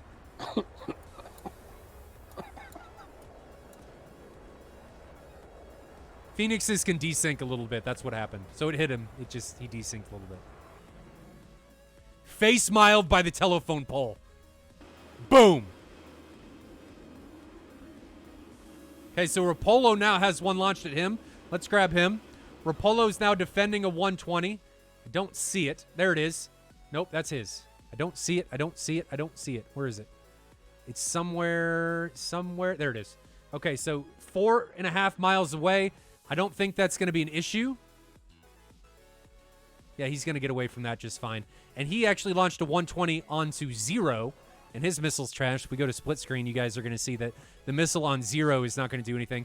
So again, Rapolo dropped chaff, but the missile's still 5 miles behind him. You don't need chaff. He's still dropping chaff. Use your RWR. You can see how far away the missile is. We have God's Eye in the RWR. You don't need chaff. At this point, you can recommit into that missile because it doesn't have the energy to turn with you. Even if it flew right by you, as long as you make some altitude changes, it's not going to catch you. You can see it's out here to the right. It can't turn with him even if it's still padlocked on him. I'm curious where the sharp money's at in this fight. Was the money on Harpia or Dragon? I don't know. Wish we could see that visually, but I'm not sure. Right. I don't know. 120 now launched by Rapolo. Flip over to him. You guys can see it going out there. It's a mile off. Looks like it was launched on 0. And Boo, he responds with an ET of his own, it looked like. So 0 has a 120. Lido might be in trouble. He's turning back into that M54A. I can't quite see. It's got... Oh, does it see him? I think a mountain's going to get in the way. I think he line of sighted. Yeah, he line of sighted it. So that's not a factor. Just barely, too. That was a close one. Rapolo launches another 120 up here to the north. He's the only one really for Dragon Squadron that's launching. Lido's way down to the south. Wiki is further to the north. And Rapolo is out of fuel. That is not good. That is bad. Very bad. There goes his gear. But Rapolo's out of fuel. So bad news for Dragon Squadron. They don't even need to get the kill. Or Harpia doesn't even need to get the kill, as Rapolo is out of fuel. And even if he puts down in the AO, he's going to blow up. Yeah, Xander, he definitely spent way too much time in gate. The F-16, you got to be really careful because you like being in gate, you like being fast, but if you're gate for too long, you're going to have a bad time and you're going to run out of fuel. Ramp and dies. So 2 pilots remaining now for Dragon Squadron. 4 pilots still remaining for Harpia. And, bad news for Dragon Squadron. Is Lido almost gets taken out by a super slow 120, but I don't actually say it was probably altitude. Yeah, it was distant. Dancing with it there for a separation. That wouldn't have been a problem. Yep. Flatsman says this is about to be a wipe. Quite possibly. Quite possibly. And that's not something we'd like to see is a 4v0. It's just if I'm Harpia, I'm taking this. I'm headed back to the edge of the bubble near my base, and I'm gonna fight these guys. And if they're gonna beat me 2v4, they're gonna have to drive all the way back to make it. That's for sure. Right. Let's go up 0 because I think he's getting his flanker on. So 0's getting his flanker on. He's got 2 77s and 4 73s right now. Everybody low on the deck right now, at least. I'm sorry. F-16 is low on the deck with only the J-11 down there trying to sneak around on him, and he may do it here. What's the altitude of Lido? Can you tell? Lido looks like 4,000, 5,000. Looks like co-altitude. So co-altitude. Yeah. What was that? But he evaded into him. 73s. Who are these Yeah, the 73s flankers on? at the edges. So it's a J11 and a flanker. I didn't realize that. So. These are not good shots. Like, Zero's launching on Lido, and I just don't. He's wasted 3 missiles. There goes the 77 onto Wiki. So Wiki's right there 5 miles away. It's too far. Yeah, it looks too like far for a 77. I mean, watch how fast that thing runs out of energy, right? So he puts another 77 on him. It's out of energy. The F-16 then notches the R-77. It's trashed. Now he puts a 73 out on Wiki. Wiki dies here. Boom! Yep. So Wiki's now dead. And Lido, though, he's in a bad spot. He's right behind him. Does Trigger have him? Does Trigger see him? Trigger may not see him. Maz, though, coming in with a little magic there. Yeah, so here's the 120 launch by Lido. And Zero's going to eat this. Tries to line aside it. Not aggressive enough. And just gets smashed up the bum.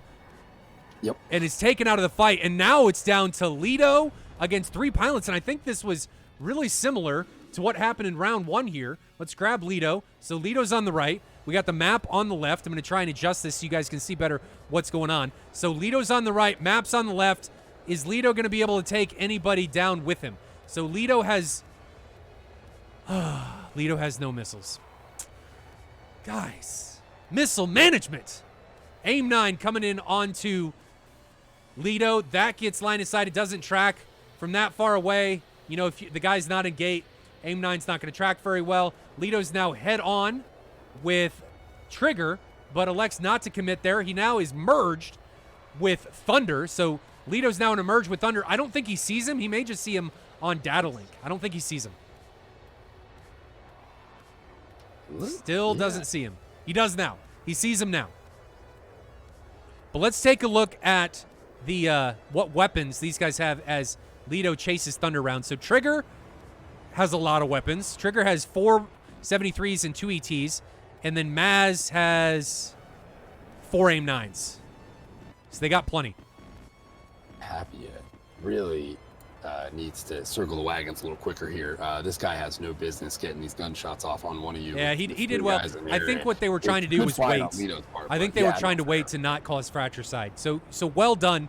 Well done in that situation by Trigger, realizing that Lido doesn't have any weapons left, and then closing the distance to make sure that he doesn't cause any fratricide. Doesn't put a weapon in there that actually picks up his compadre. I like that. That was good. Patience. Good. And even if his wingman would have died, they would have still had 2 pilots remaining. So, and I would have much rather had a friendly or an enemy kill my friendly than me kill them. Oh, is he jettisoning his weapons there? Looks like it. He had a lot of weapons. He did. He had at least 3 73s, 2 ETs, and I think 2 ERs is what he had. I don't know what he shot at Lido to get the kill, but he had quite a bit. 16 could have used a couple of those things. Not that they would have fit, but... Could have. What happened there, Billy? What happened? Dragon Squadron came out on top at the end of the last round. They just had the fuel. What changed?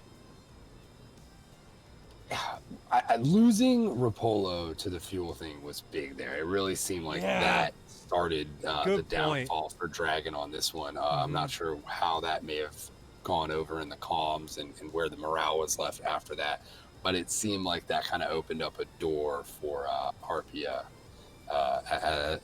shortly after that took place. I mean, good flying. I think good use of the terrain in a lot of different cases. I think we saw some pretty decent evasion. But yeah, at the end of the day, I'll make the point. The 16th, I think being aggressive sooner on in that match is in their best interest. It's dealing with those Phoenixes early on, definitely a challenge. But I think getting in the kitchen of Harpia and causing some disruption is going to be the key to victory for them. For sure. Okay, so let's go and take a look at the TAC view while these guys are egressing. I'm going to go back to the split screen TAC view. Hopefully does this work for you guys? Does this work? You know, we get to see them RTB still, but you know we're still debriefing TAC view, so we're not wasting any time. I mean, I think it's a better use of the time. I think we're still showcasing what they want to see, which is the possibility of these guys not making it back on fuel, but yet we're also showing them something else that happened during the match. So I definitely think it's a good use of our time here. All right. Okay, so we're going to start with Aggressor and the AIM-54. That's the fight we're looking at. I'm going to try and keep this off of my out from behind my head. Nostromotar. So Aggressor puts a 120 out onto Zero. Zero launches 2 54s. They're both decent shots. How far were these? Or sorry, it's Maz launches 2 54s. Under 20 miles. Okay. Decent. And he was... How high was he when he launched?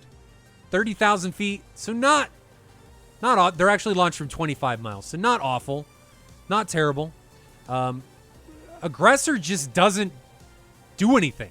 And I think this is what you talked about earlier, Billy, in that we usually see the aggression happen in round one, in that they have a tendency to not respect missiles as much in later rounds. So in round one, people respect missiles a lot, and then in round two, nobody really cares. And that seems like that was the case here, where they respected the missile in round one, and now they're like, I don't care, that missile's worthless, and then they end up getting hit in the face. So he doesn't respect it. He tries to turn cold, but it's like he's trying to outrun a Phoenix.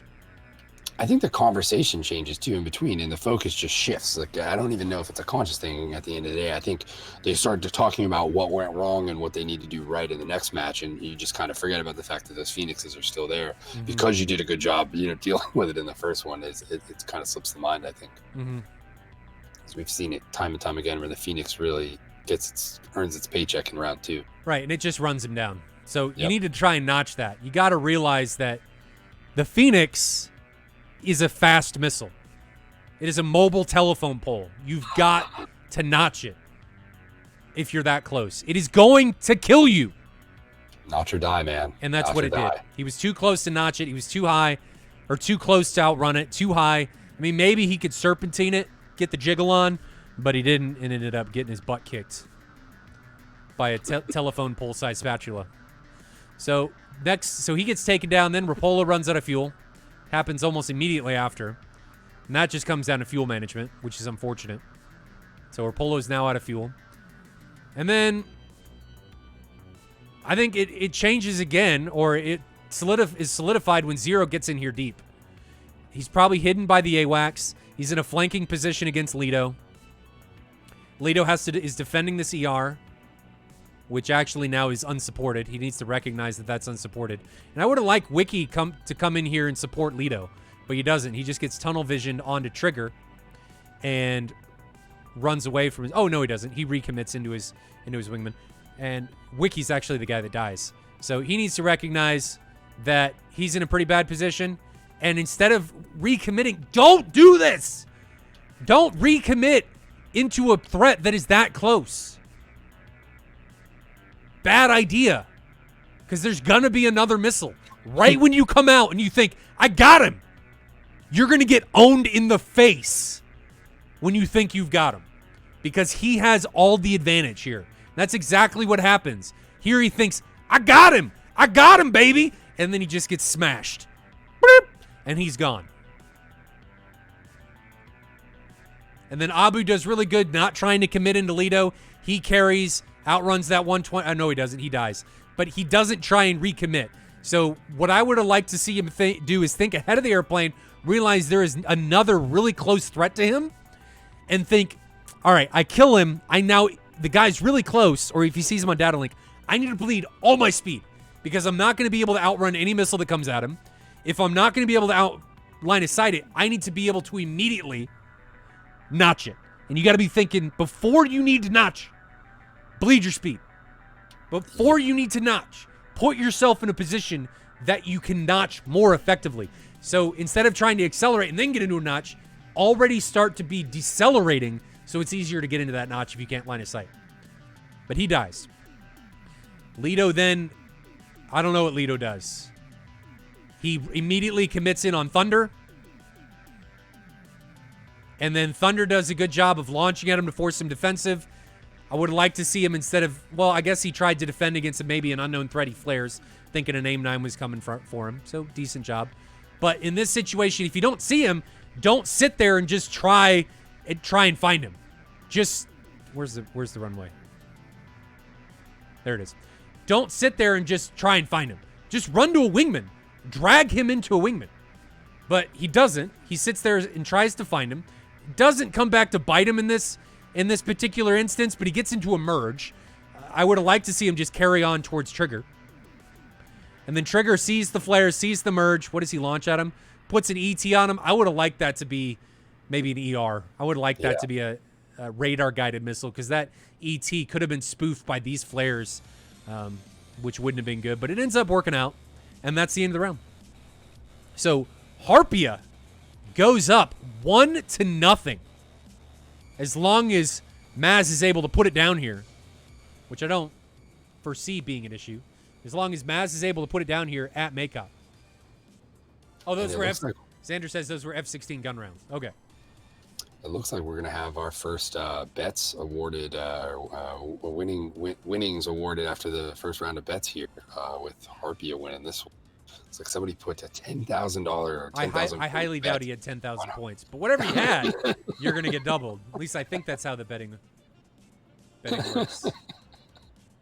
I think a 0 gets added onto that number every time. Yeah, that's how CloudBot works. You just add a 0, right? It exponentially grows. That's how real money works, right, Billy? No, I wasn't aware of that. Is it that's what? That's what we've been doing wrong. I know. Jeez. There's special investment accounts that you need to put in. Apparently, you got a guy. You got a guy you can hook me up with, set me up on this type of financial wizardry? No, I don't. Okay, all right. If you find one, let me know. I do not. I do not have a guy. My old man always talked about a money tree I never got to see or touch, but maybe they used to exist. When cocoa beans were the exchange, they used to grow on trees. It used to happen. Valid point. But Harpia is able to close it out with Maz putting the kitty on the ground. He closes it out for his team. And now, who is that coming in here? Now it is Thunder in his F-18 getting ready to land here at Maycop. 30.77% of the bets were on Harpia. Wow. So I think that's a pretty cool stat. That is a really cool stat to show that majority of people there putting their money on Dragon in that second one, and the odds makers definitely not seeing that coming there. With I'm assuming Dragon being the lead. I need to start handicapping these. I don't know if you can put a handicap in. I don't think that's possible, unfortunately. We'll do the pregame show, the Merlin betting show, where I sit down and break down what the action's going to be and where I think only if you put a coffee mug on your table and hit it with a baseball bat. That's the only time. That's only if you do that will this be applicable. It'll be like Mad Money, but for gambling on SATAL. Yeah. So Thunder's going to put it down center line, immediately followed by Trigger in the Su-27. I haven't seen anything. The Su-27's been pretty effective. He's gotten a few kills. I didn't realize there was a flanker and a J-11. Yeah. Which I think that changes. Well, they're both flankers. Well, right. But doesn't the J-11 get afforded some separate missile options, right? It can carry the R-77. Yes. Okay. It can carry the R-77. It can't. The Su-27 cannot. They can carry everything else. Just can't carry the R-77 because reasons. Why the reason is it's an old model. It's an S model from the 80s, and the R-77 didn't come out till later.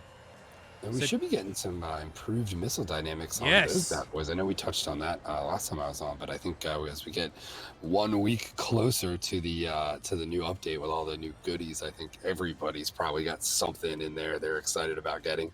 I think the 14 is going to be getting some nice touch-ups and stuff like that. Looks like the 16 is going to be getting a new flushed out targeting pod. And now I'm hoping for the Slam ER on the Hornet. Not that I'll be able to use it anywhere except for my own campaigns and scenarios, but still looking forward to playing with that bad boy. Yeah, we'll have to see what the next update affords us. I don't know what's going to end up happening. Curious what makes it in there. stuttering? I feel like I'm stuttering. Maybe a little bit. I don't know. I think it's because I'm recording at the same time. I don't think my PC likes that very much. But anyway. All right, we're going to jump back to the supercut. I'm going to get round 3 set up, not round 2. Round 3 set up, and Harpia is leading the way against Dragon Squadron going into round 3. Round 3. Okay? So enjoy the supercut one more time. More action between Harpia and Dragon Squadron coming at you. The culminating round 3. Who's going to take it? Who's going to finish it off? We're about to find out. See you guys back here in just a minute.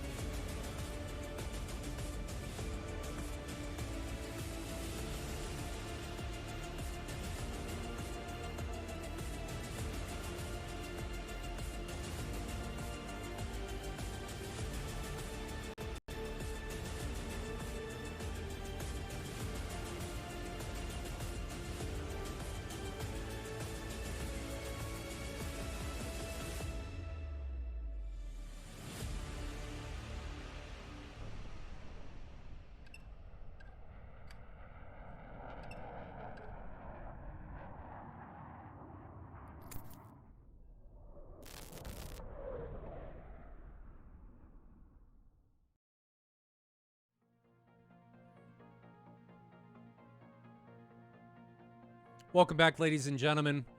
I'm just getting the next track set up. Billy, how'd you think that match went? That was a complete polar opposite of what happened in round 1. I mean, round 1, everybody was pretty even, and then that one, it was they ran a train. Certainly a bit different from that first round. I think we really need to address the fuel problem on the Dragon side. I think that might be one of the bigger issues for them at the moment. If you look at the first round, just not making it back, and then the second round, losing someone early to that, as opposed to actually combat, or taking the chance of maybe taking someone out with you, and so on and so forth. Just the momentum shift, as we know. We talk about it a lot, or we used to even more so, how important it is to get that first kill, right? And what that can do to the other team, and how they start playing, and how that affects the overall outcome of the match. So I think really, if Dragon Squadron needs to get that fuel consumption aspect down, and they're going to have a better shot at pulling off a victory here. But they can't even pull the victory. They can only force a draw at this point, right? Mm-hmm. The best they can do is stave off a loss and a win for Harpia. Yep, that's going to be the only thing they can do, unfortunately, is push for a draw. That's as far as they can go. We're only doing 3 rounds, so we don't want these matches to go forever. These teams all have families, and we felt like if we allowed teams to go until the round culminates, then sometimes these would take forever. I mean, there was a round in 2017 SATAC that went like 8 rounds for a couple Chinese teams. They were flying for like 6 hours. We don't want that. That's not, family comes first. Nobody gets paid to compete in this. So we just want it to be as easy and as simple as possible and allow teams to compete at least at some level. And that's why it's limited at 3 rounds. So, Billy, what does Dragon Squadron need to do aside from not run out of fuel and not die to a long-range Phoenix? Well, I think being aggressive and forcing, those Tomcats or that Tomcat and the rest of those planes to shoot when they're not trying to shoot or shoot before they're ready to shoot, I think is going to give Dragon Squadron their best shot at pulling out a victory here. I think they need to really get the job done as quick as possible. I think you can only expect so much as far as, guys fixing their fuel consumption problems and so on and so forth. So I think, for them, getting things done as quick as possible and getting back is in their best interest. So hopefully we see them kind of handle business a little sooner in this round. Just fixing the tracks, guys. We are going really slow for some reason. No, we're not. No! Went too far because I'm a doofus. So I got to restart it because I'm a scrub. So, Billy, you got anything planned for this weekend? Anything going on? Just DCS, more virtual flying? DCS, I picked up, I bought a scale model, I think it's a 172. Hey, you mentioned that to me. Yeah, scale model a while back of a Hornet that has been sitting in the closet for a while. So I'm going to try to get that done, or at least start learning some techniques on, painting and all that kind of stuff. And I'm going to start dabbling into that. My pops has been doing it, so kind of encouraged me to start the hobby as well. So we'll see. Probably. He's just getting started into doing boats and stuff like that, and just similar types of scale model scenes and that type of stuff, if you will. But that's pretty much all I got going on this weekend. What about yourself? Breakfast with the grandma, I think. There you go. I don't think anything else. I don't think we have any sports this weekend, which is going to be nice because I've been full of sports and stuff. Nice to get sports back. Lightning, the hockey team I cheered for, 5 overtime victory the other night, which was welcomed. The Tampa Bay Lightning faced off against the Columbus Blue Jackets. Went, I think, 3 periods and then 5 extra overtime. So 8 periods total of hockey, which is insane to think about playing at a professional level. That's for sure. That's a lot. That's a long time. That's exhausting. That's a lot of hockey right there. I mean, that's rough. It's just nice to have sports back, man. Like, it's just nice to have something to kind of follow along with again, and that whole thing. SATAL has always been a nice, retreat from the fact that we didn't have real sports and whatnot. But nice to get the big professional sports back on the table there. Right. Sorry, guys. I'm just fixing the tracks as we continue to move forward here. Yeah, I don't really have any plans. Probably some virtual flying, hang out with the family. Nothing else really too exciting. I can't think of anything. Yeah, I'm pretty pretty excited I missed it again. But we're gonna go after they've already departed because there's no point in watching them depart. They just departed, so we're gonna go from here. I screwed it up. I'm not doing it again. Because I'll just screw it up again. I'm getting distracted. Billy's mustache is distracting me, and I can't deal with it. Maybe it's just because it's not brushed properly. No, it's beautiful. I just can't. It's good now. Can't contend with it. Okay, so I gotta that one. Get this all lined up. Just finalizing some stuff. Yeah. What about the next patch? You excited about that one? I'm pretty excited for the next patch. I think next week's going to be a big week. 2020 drops, I think, Monday night or Tuesday, whenever the heck that happens.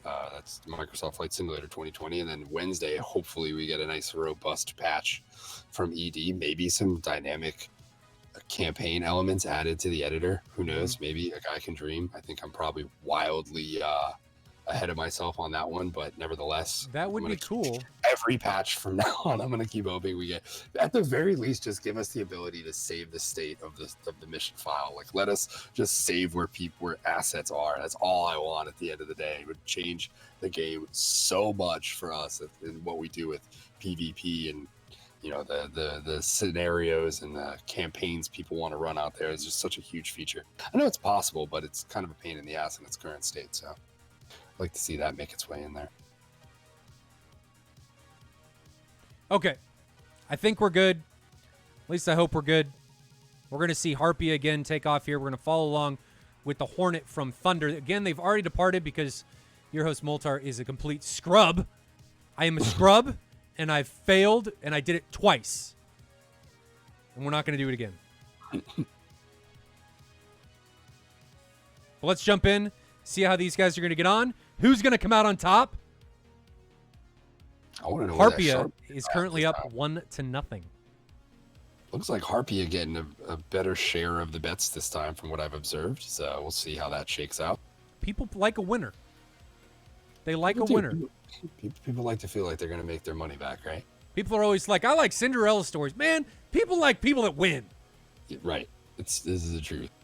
There's a reason why the more Super Bowls you win, the bigger your fan base grows, right?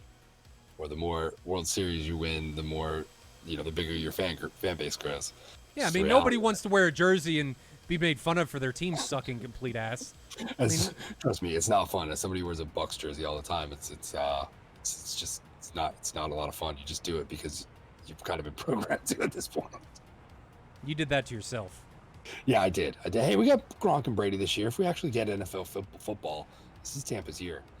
You just wait. Come February, Super Bowl in Tampa, Gronk and Brady playing to win it at home. I don't know that we're gonna have NFL this year. Yeah, I don't think we are. I don't think we are. A guy can dream though, right, Moltar? Like, let's not. I just imagine everybody, all the big football players wearing plastic bubble suits and running into each other. I mean, shit, the way the rules were going, we were headed in that direction anyway. So I don't know if it's that's kind of what I picture. It'd be fun to watch. I just imagine some 400-pound lineman running into a running back and him getting launched in the air like 30 feet and bouncing down the field. I think it'd be hilarious. Oh, it's. I think you might maybe we got a new channel to put up. Who knows? We'll see if we can't get that put together. Wouldn't mind watching that on Sunday afternoon. That'd be funny. Somebody asked if DCS World Events was sponsored financially by ED. We are not. They donate prizes for modules. They help me out with modules and stuff, but they are not a financial contributor, like direct financial contributor. But they are an official sponsor, which is a big deal to have ED on, because I think we're like the only one that they sponsor consistently, which is pretty cool. I'm glad to have them on the team, because without this sim, this wouldn't exist. Because everybody's like, BMS is better. Stuff like that. I think the Raven 1 campaign drops in this new patch coming. I believe I saw them confirm that. So I know you're a pretty big PvP multiplayer guy. Obviously, we're sitting in these chairs right here. But nevertheless, I think for the first time, I'm a little excited to try a single player campaign, if you will. We'll see. I've not really had good, enjoyable experiences with the other ones I've tried. They usually seem to just really be lacking in one area or the other. But you get the feeling, especially having read a little bit of the book, that this one could actually be pretty entertaining and enjoyable. Maybe. Plus, I know some of the guys from our Discord are doing some voiceovers on there, so it'd be cool to hear that stuff as well too. Pixie says BMS looks like Minecraft. It does BMS have flankers? So nice. They do, but everything uses the F-16 flight model. Everything is based on the F-16. So I don't know if they've tuned anything, but everything under the hood is still an F-16. I got all excited about the dynamic campaign stuff. So some of the guys who played BML out of BMS in our group were kind of just showing me how the dynamic campaign works there. Because I found it funny. Nick Gray said we're not trying to do the Falcon BMS campaign, and then proceeded to just explain identically what the Falcon BMS campaign is, with obviously a lot more attached onto it. So I think once we get the ability to kind of tune things and set things up like that, what we see happen within the DCS world is going to be pretty special. So hopefully in the next 6 months here, we see a lot of that stuff start to come into fruition, because I think it's really going to change the landscape of everything for the most part. One can hope. One Right. can hope. It's about all we have. These guys are continuing to ingress. How far are we? 82 miles. Again, this is round 3 between Dragon Squadron and Harpia. Round 1 was a tie. Harpia won round 2. And actually in round 1, Dragon Squadron was RTB. Rapolo was the last one left and then ran out of fuel. And then did it again in round 2, ran out of fuel. Granted, it was mid-round, so he ended up just being a casualty for his side, which, in my opinion, couple that with the Phoenix was the turning point for everything being uphill for Dragon Squadron. I don't know how this one's gonna play out. I'm betting, because I like to say that the winning team has more momentum. I'm betting that Harpia is gonna have the advantage here, because they've got the momentum. They're just coming off the win. They got the morale boost. I'm in Harpia's corner at this point. Plus, they got the F-14. And I'm hoping the Dragon Squadron has realized that the Phoenix is not something to just forget about. I'm hoping they realize they need to defend and not get caught at high altitude getting in close with a Tomcat. You got to be thinking ahead of your airplane and setting things up in case the Phoenix gets launched at you and not be getting caught at 40,000 feet. Yeah, I'm curious where we see the Dragon Squadron group turn around, and if we see them shoot on this initial foray. Yeah, you make a good point, Billy. The Dragon Squadron's been making a lot of really early launches, and they're getting down to the ends of these rounds with no weapons. I'll tell you what, seeing a lot of bets for Harpia, not a whole lot of bets for Dragon Squadron there. I'm curious if we see a shift in where the money is on this one. I like how everybody's just going all in with all their points. Nobody goes like, I'm at the casino, I'm going to pull $20 out, and that's all I'm going to use. Like, I put my house down. Here's my car. Here's my firstborn. It's nobody's going to do more than points. Yeah. Nobody's taking it easy.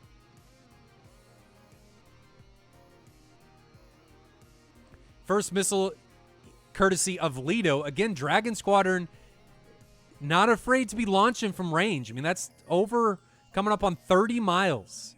Lido's at 40,000 feet. So that's not an awful launch.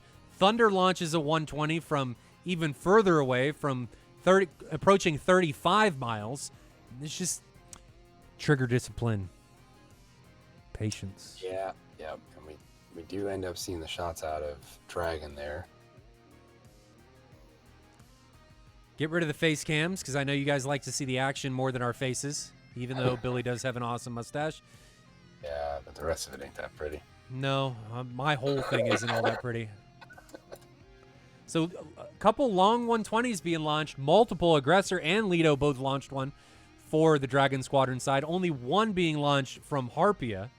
Harpia is going to have more missiles, because they have platforms that can carry more missiles into combat than Dragon Squadron is. I mean, Dragon Squadron is going to have a total of 24, and Harpia is going to have 10, 8, 10. So they're going to have 36 missiles. So they got 12 more than Dragon Squadron, which is a considerable distance, or considerable difference, excuse me. Xander Raft, I forgot to mention you dropped 250 bits earlier. Much appreciated, brother. All of that goes straight into the war chest and back into making the streams better for all of you. So much appreciated. Indeed. And I think we're going to see more aggression this round. What timestamp are we at? 28? At least that's how I've typically seen it, where the later rounds are more aggressive than the earlier rounds. It seems like people have less patience as things continue to unfold. It looks like a really solid grinder gets set up by Dragon Squadron. Yeah, maybe. I don't want Aggressor and Lido to turn away and fly that azimuth for too long, though. They're maintaining it for a long time. And now Wiki and Rapolo are turning cold. Now nobody's hot. but they are separated by 40 miles. So I don't think there's no harm, no foul. Nobody really willing to roll the dice on an aggressive early push here. Either team really just respecting that distance.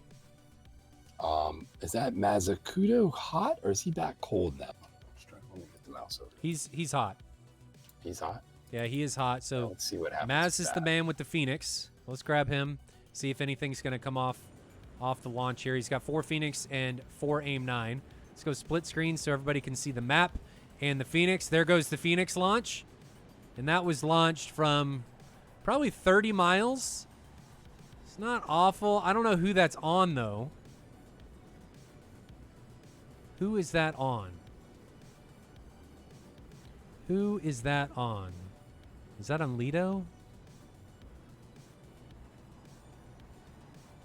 That looks like it's on Lido. Okay, so let's try and grab it. So here's the Phoenix. Was launched onto Lido. We're going to grab Lido's point of view now. Yeah, that's on Lido. Lido's not defending yet, and he's at 40,000 feet, Billy. This is bad. This is not a position you want to be in. 40,000 feet with the Phoenix that's inside 10 miles. Yeah, no, this is bad. Very, very bad. Those wings are the surface area on the F-16's wings is too small to be maneuvering fast at that altitude. You're going to bleed all your speed, as we're watching him do there. You just dropped about 100 knots, it looked like. And that's it. Yep, there you go. Boop. And it just reached down and poked him. It didn't even have time to bleed speed. That's it. And that's not a position you want to be in. 40,000 feet against a Phoenix, and he defended way too late. Early kill from not respecting the Phoenix. Another instance of it here, and I think that's going to play a factor into this. We now see momentum and the advantage shift over to Harpia. Mm-hmm. Who said that? Tuhi says, good supporting by Maz. Good point. It seems like because Maz just turned cold that he was able to support that missile much longer, and I think the missile has is much more likely to make good decisions. He's like my 10-year-old child. If you're supported, you make better decisions with the support. And that seems like that's what ended up happening. That was like a 30, 35-mile shot, though, with a Mark 47. So early kill, is that the game changer?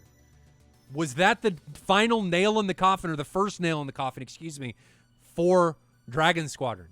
I mean, taking a first kill, and I think a Phoenix is almost more detrimental for some reason. Taking the first loss in a match, and you find yourself down really early to the other team, is very difficult to overcome, especially when it happens so fast.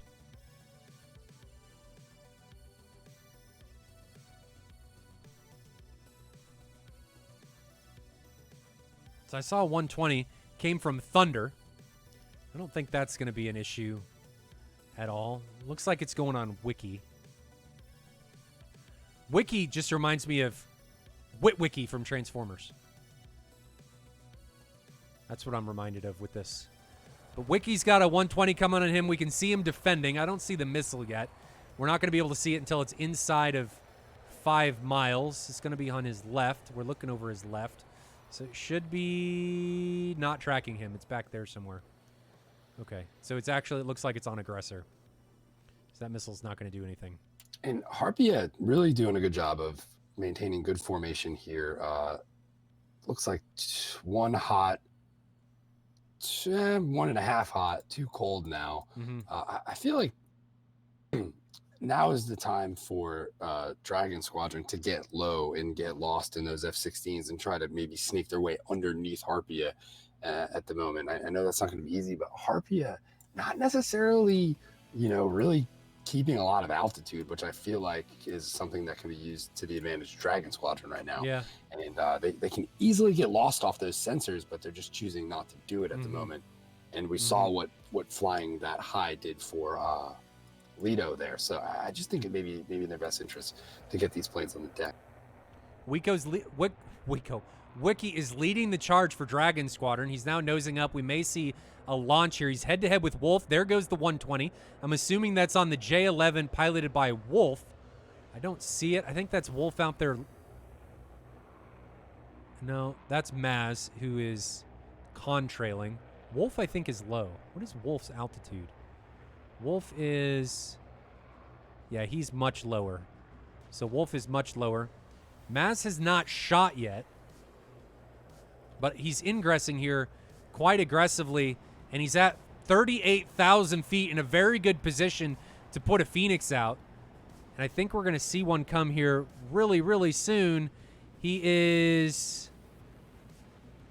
16 miles away from his closest enemy and about 20 miles away from the nearest hot contact, which is Aggressor. Will that be his second kill? There goes the Phoenix. That's probably going to be on Aggressor, who is still hot. Aggressor is sitting at 29,000 feet, still flying straight and level. He's in gate. You can see the Phoenix contrails. Aggressor needs to recognize that, hey, that's not a plane. That's a space station that's very, very fast. Separated. I think I need to do something. It's always the reaction in my head. Why did that con just split? Oh, time to move. He realizes that he still has his center line on. This missile is not supported. Bled a little bit of energy. It's still at 2,000 knots. Aggressor's at 5,000 knots, or 500 knots indicated. We're inside 2 miles now as we ingress here. We can see the missiles inside 1.5 miles. Missile still at 1,500 knots. This is going to be close, Billy. If he doesn't serpentine, this could be a problem. He needs to get going the other way there. Is he going to turn? There's a tight turn. It's 1,100 knots. Doesn't have the energy to stay with him. I don't think it does. It's bleeding a ton of energy to try and stay with him in this turn. Aggressor's now at 800 knots indicated that missile's out of energy. So if he didn't pull that last-ditch tight turn, that missile was going to poke him in the butt, take his lunch money, and then date his mom. You don't want to let that happen. It does not sound fun. No. You don't want somebody your age dating your mom. That just sounds bad. Don't want, everybody wants, you got to have some money for lunch. I mean, come on now. You don't want to not eat. That's not good. You shouldn't be doing that. Your mom wouldn't want you doing that. No. Well, you wouldn't want your mom doing that. Oh, that's good stuff. It just, I don't know. It's just bad. God, now I'm thinking about it. With my mom. That's terrible. That's terrible. Okay, anyway. 3 pilots still remaining for Dragon Squadron. 4 remaining for Harpia. Who's remaining for Dragon is Wiki, Repello, and Aggressor. Thunder, Trigger, Maz, and Wolf remaining for Harpia.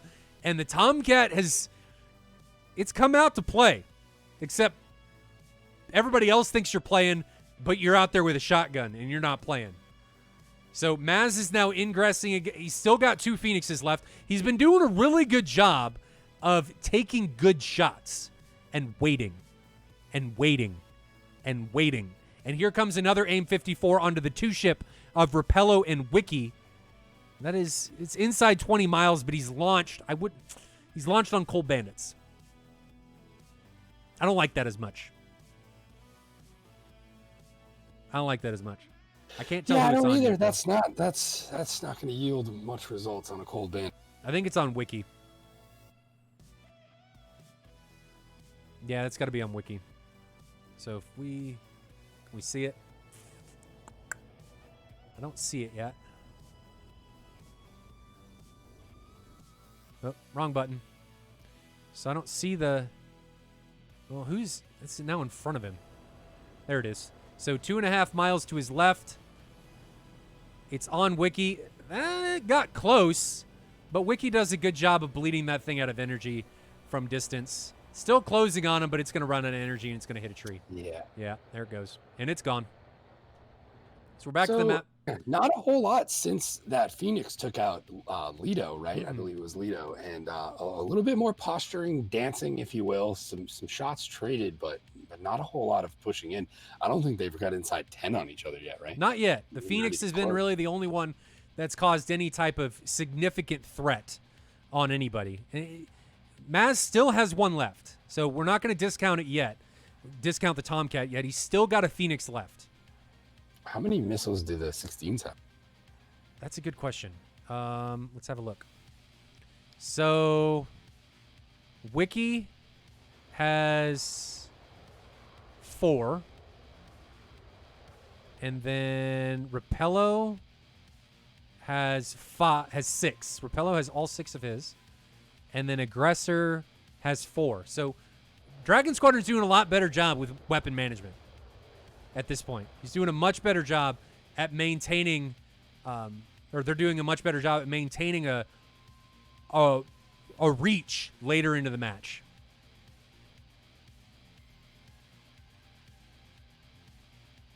But I'm worried about that last remaining Phoenix on Maz, because they may think that he's out, and he's still got one left. So if we look at him, he's still got one left, and he's still got his AIM-9s, and he's been staying high. 27, 30, 40,000 feet. He's been doing a really good job of keeping his altitude. Thunder launches a 120B onto Wiki. And there's the missile, 4.5 miles up there. I think he's going to line of sight it. He's going to line of sight it. Is definitely looking and I think he would have out-energied it anyway. But he ends up line of sighting it. So we're seeing the distances kind of close in here a little bit, right? Just by a fraction, but slowly. I think fuel is more of a pressing concern now, right? Especially for the 16s. The 14's been doing a good job of staying high and staying at a blower. So I think the Harpia is doing okay. Yeah, Harpia definitely been the more conservative team in this one. I think we've seen so better with the fuel management. Just a few situations I think maybe they got themselves into in round one. They'd like to have another crack at, but pretty well flown match overall from them, and the strategy as well too there. Wolf puts a ER onto Aggressor to turn him around, and then puts an ET out on a cold, over 10 mile away Repello. No, I don't like that. The ET is really effective inside 5 miles. It's really when it's most effective, is inside those 5 miles. And there goes another ET. That's a better one because he's coming off a recommit. So that's a better missile. Now he's defending an incoming 120, but it's going to be line of sighted. And if we go to split screen, you guys can see that ET onto Wiki, if it was on Repello, would have killed him. It would have killed Repello. But it was on Wiki, and Wiki was already cold, and he ends up being able to run away from it. But these guys are getting closer, Billy. I mean, Wolf is really close riding this valley.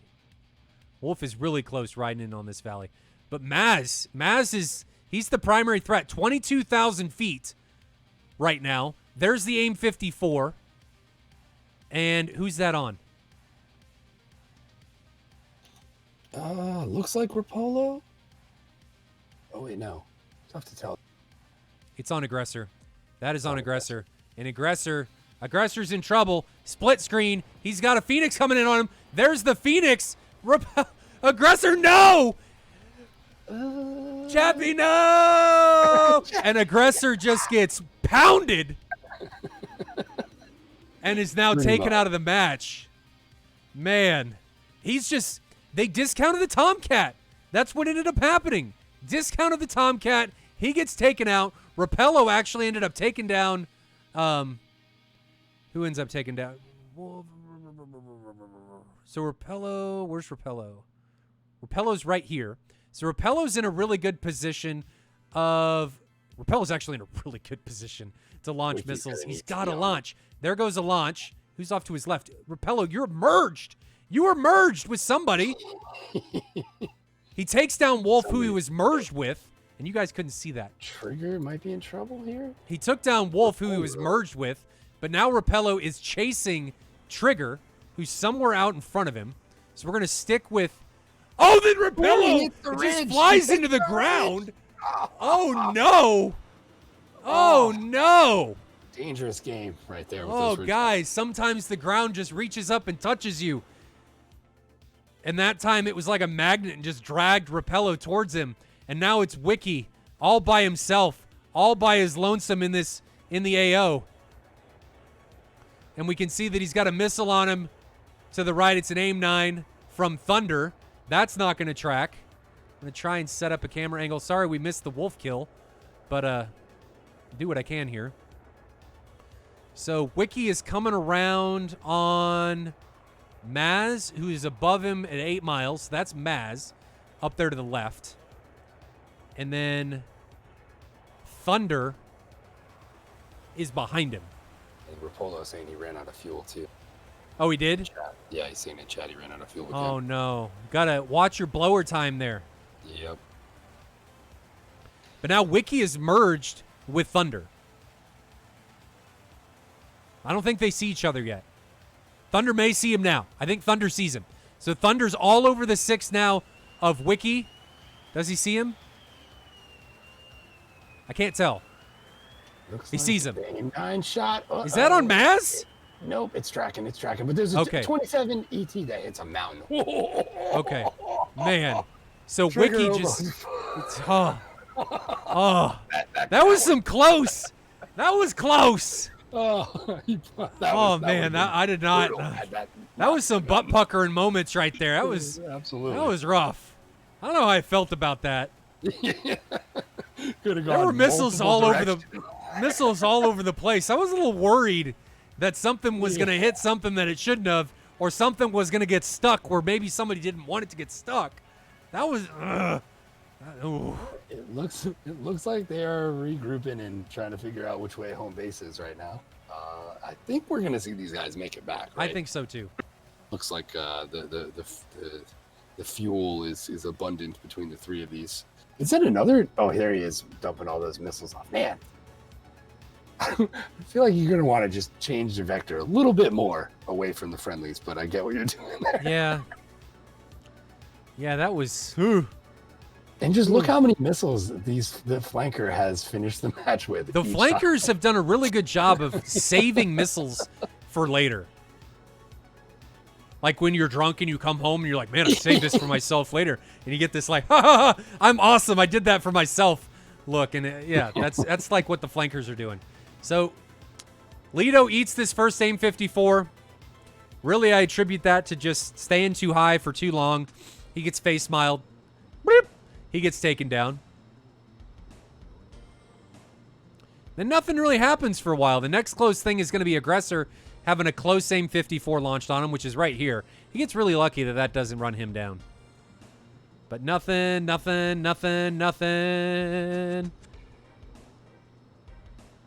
then things just start to get closer. They start to get closer. And Rapello takes down Wolf. I don't know what he was doing here.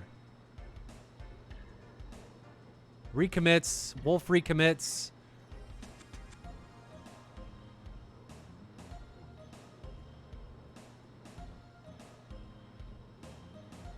Did I miss Wolf getting killed? I think so. Yeah, I did. Where does he get killed? He gets killed right here. Is that? This is a time of him just recommitting when you're too close to somebody, right? Yep. You're just too close. Not a good idea. Don't recommit on somebody in this situation. This is bad. Don't do this. Okay, so he recommits, doesn't have a picture, gets smashed in the face, and Rapello actually almost gets a double kill. He almost hits trigger, but it barely misses. It gets line of sighted or notched. And then Rapello runs out of fuel. It's all left down to Wiki, and he just gets gangbanged. Pretty much. But in this situation, man, there are multiple times where fratricide could have been committed. I mean, you got an ET coming. That very easily could have gone from Maz or Thunder, but it goes into the ground. You got AIM-9s being launched from Thunder. That could have hit somebody. AIM-9 from Maz is really the only good shot because he's got a mountain in front of him, and that's what ends up taking out Wiki. This is dangerous! Don't do this! It tracks. Yeah, no, actually, it looks like it almost hits Maz. Because it doesn't trash Wiki. There's an ER and ET that comes in from the other direction too. Yeah, I saw that. It's like, don't do that. You guys are scaring me. But they end up being able to take him down, and that is it. They're able to clinch it. Now they just need to RTB and win to clinch out the victory. What happened, Billy? Harpia showed up to play the last 2 rounds. It was Dragon Squadron there at the beginning, and then Harpia's like, hey, we're back. We're ready to party. And they take it. Yeah, I think Harpia just did a very good job of managing the chaos after the long distance shots kind of wear off. That as things got closer, I think Harpia definitely did the better job of like keeping things reeled in and keeping control in the situation and being in position to take advantage of what Dragon was trying to do. Mm-hmm. And once again, I think, they don't lose that F-16 early on, and I still think we maybe see a different outcome here. Quite possibly. Having to close the distance down a guy, I think really puts you at a big disadvantage there, because you're not able to cover. Everyone's not checked, right? Somebody's loose on that other side, and that's going to cause a problem as the distances get closer. So, yeah, managing fuel and paying attention to Phoenixes, I think, the two big points for Dragon Squadron there, because the fuel was a reoccurring issue. Yeah. The fuel was a big problem. I don't know how long Rapolo's been flying or stuff like that. I know when I was kind of newer early on, just being able to manage my hand on that throttle and not being in burner was a massive thing. And one of the biggest recommendations I have for people with that problem is setting a button for that detent. Like, I have to physically engage a button on my HOTAS to light my afterburners up. So I have to make a conscious decision to shit. Yeah. I mean, it's mandatory for me. I struggle when I fly the 14 because I don't have that ability there. Well, and something else you may want to invest in, if you've got the Warthog throttle, get one of those push through. No, not you, but the chat. Get one of those push through detents. Very, very true. Those are quality. I have the Verpal one, and the D10 on it is just, I have the first version, if you will, of the Verpal throttle, and the D10 is just a little lacking on it. So, and just for me, I mean, when I have the option to create a physical button that I have to push, it's just for someone like myself, it's so necessary to not end up just pissing all my fuel away unnecessarily. Right. So, right. Yeah, and I think part of it too is that people get used to flying in public servers where you can RTB after a sortie, only worry about, getting a kill or not any kills, and you don't have to worry about it. But in this, you have to stay airborne, and people have a tendency to forget that I can't stay in gate this whole time. I need to be careful about my fuel management. And sometimes, like we've seen today, it can come back and bite people. And I'll tell you what, I'm curious, we haven't seen the JF-17 a bit more, because it is actually remarkably fuel efficient when you kind of utilize it properly. I've noticed that myself just in the sorties I've been doing, where I go up with the same with a group of guys in 16s, and when the fighting's all said and done, I tend to have a little bit more fuel left over in the internal tanks, just as a result of the way that plane consumes it. Now you don't have as much power to thrust as you do in, say, the 16 in certain scenarios, but the ability to kind of use fuel at a much more efficient rate, I think, is valuable. Yeah, I was going to say something else. I don't remember. Oh, so something that I think was figured out with the Hornet is that the Hornet's pylons, maybe I'm wrong with this, but I'm regurgitating something I heard, is that the Hornet's pylons are not taken into account for aircraft weight. Like, it's an ED thing, or ED. as... I don't think the weight. It's like 1,000 pounds too. I don't think they're being added to the aircraft weight. And I still don't know if they fixed the drag on them yet. So that may be something with the 15's ability, or the 18's ability, excuse me, to why it has that extra. It seems like it can sustain really well, is maybe because of that. I'm not sure. I know that's that not true, but that's what I've heard. It's on the list for updates. I think for this coming one was a bunch of flight model stuff, I believe. So maybe we see that get addressed there. Who knows? I hope so. I get the feeling we're going to see some major changes to a lot of the way things operate here with some of these planes in the next week. So curious to see what exactly we get out of this next update. Interesting approach by Maz in the 14. Yeah, he's certainly trying to bleed that speed off right now. I know what that drill looks like. He's too close. Yeah, he's going to need to spin that back around. Well, maybe not. He's trying it. It doesn't need to be pretty. It just needs to be effective. He's trying it. He's really fast. He's struggling to get okay, the gear is coming down. You are really fast, Maz. 200 knots. You're going to float. On there. You're going to float. He's going to do it. He's going to do it. Nope, he's not. No, he is not. He decided better than that.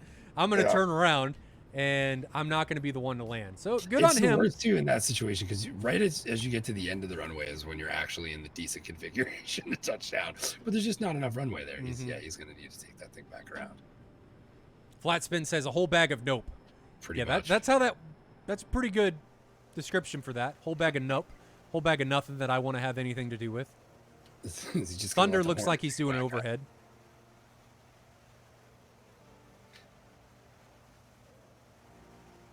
I don't see Maz. There's Maz down there to the left.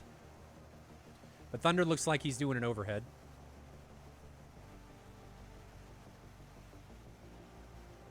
And I'm curious how the betting wound up on this one. We'll see. I'm assuming once these guys land here, we'll get the statistics on that. Curious.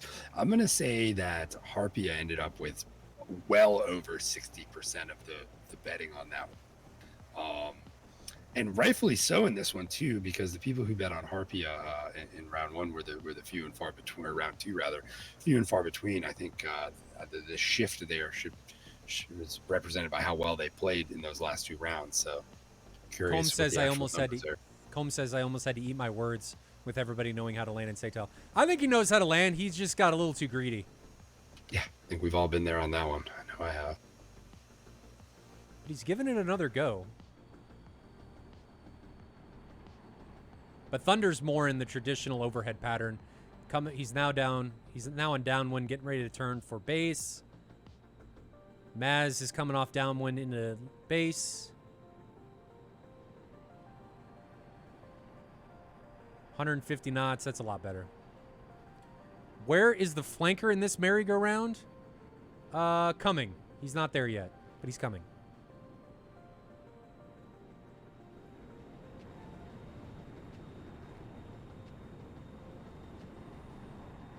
Are they going to run into each other? Or did Thunder wave off? No, Thunder's turning finals. Let's go to split screen here. He's still out. He's still 9 miles out. Just making his way back, yep. You can see him on Thunder screen. Yep. Out there, still at a decent amount of altitude. Thank you for the sub, BC23 Martin. Much appreciated. Welcome to the family.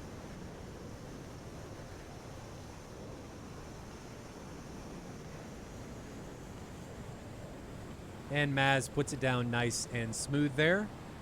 Thunder's going to come down from the opposite direction. Don't think that's going to be an issue.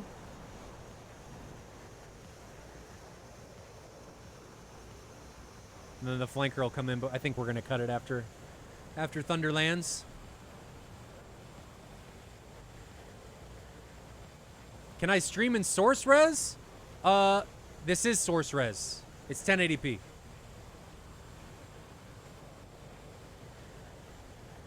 85% of the bets. Wow. Dang. So there we go. Taking a commanding amount of the sharp money there after round two and that performance they put on there. So a lot of people are walking away from this one, at least this round three, with quite a bit more points in their pocket.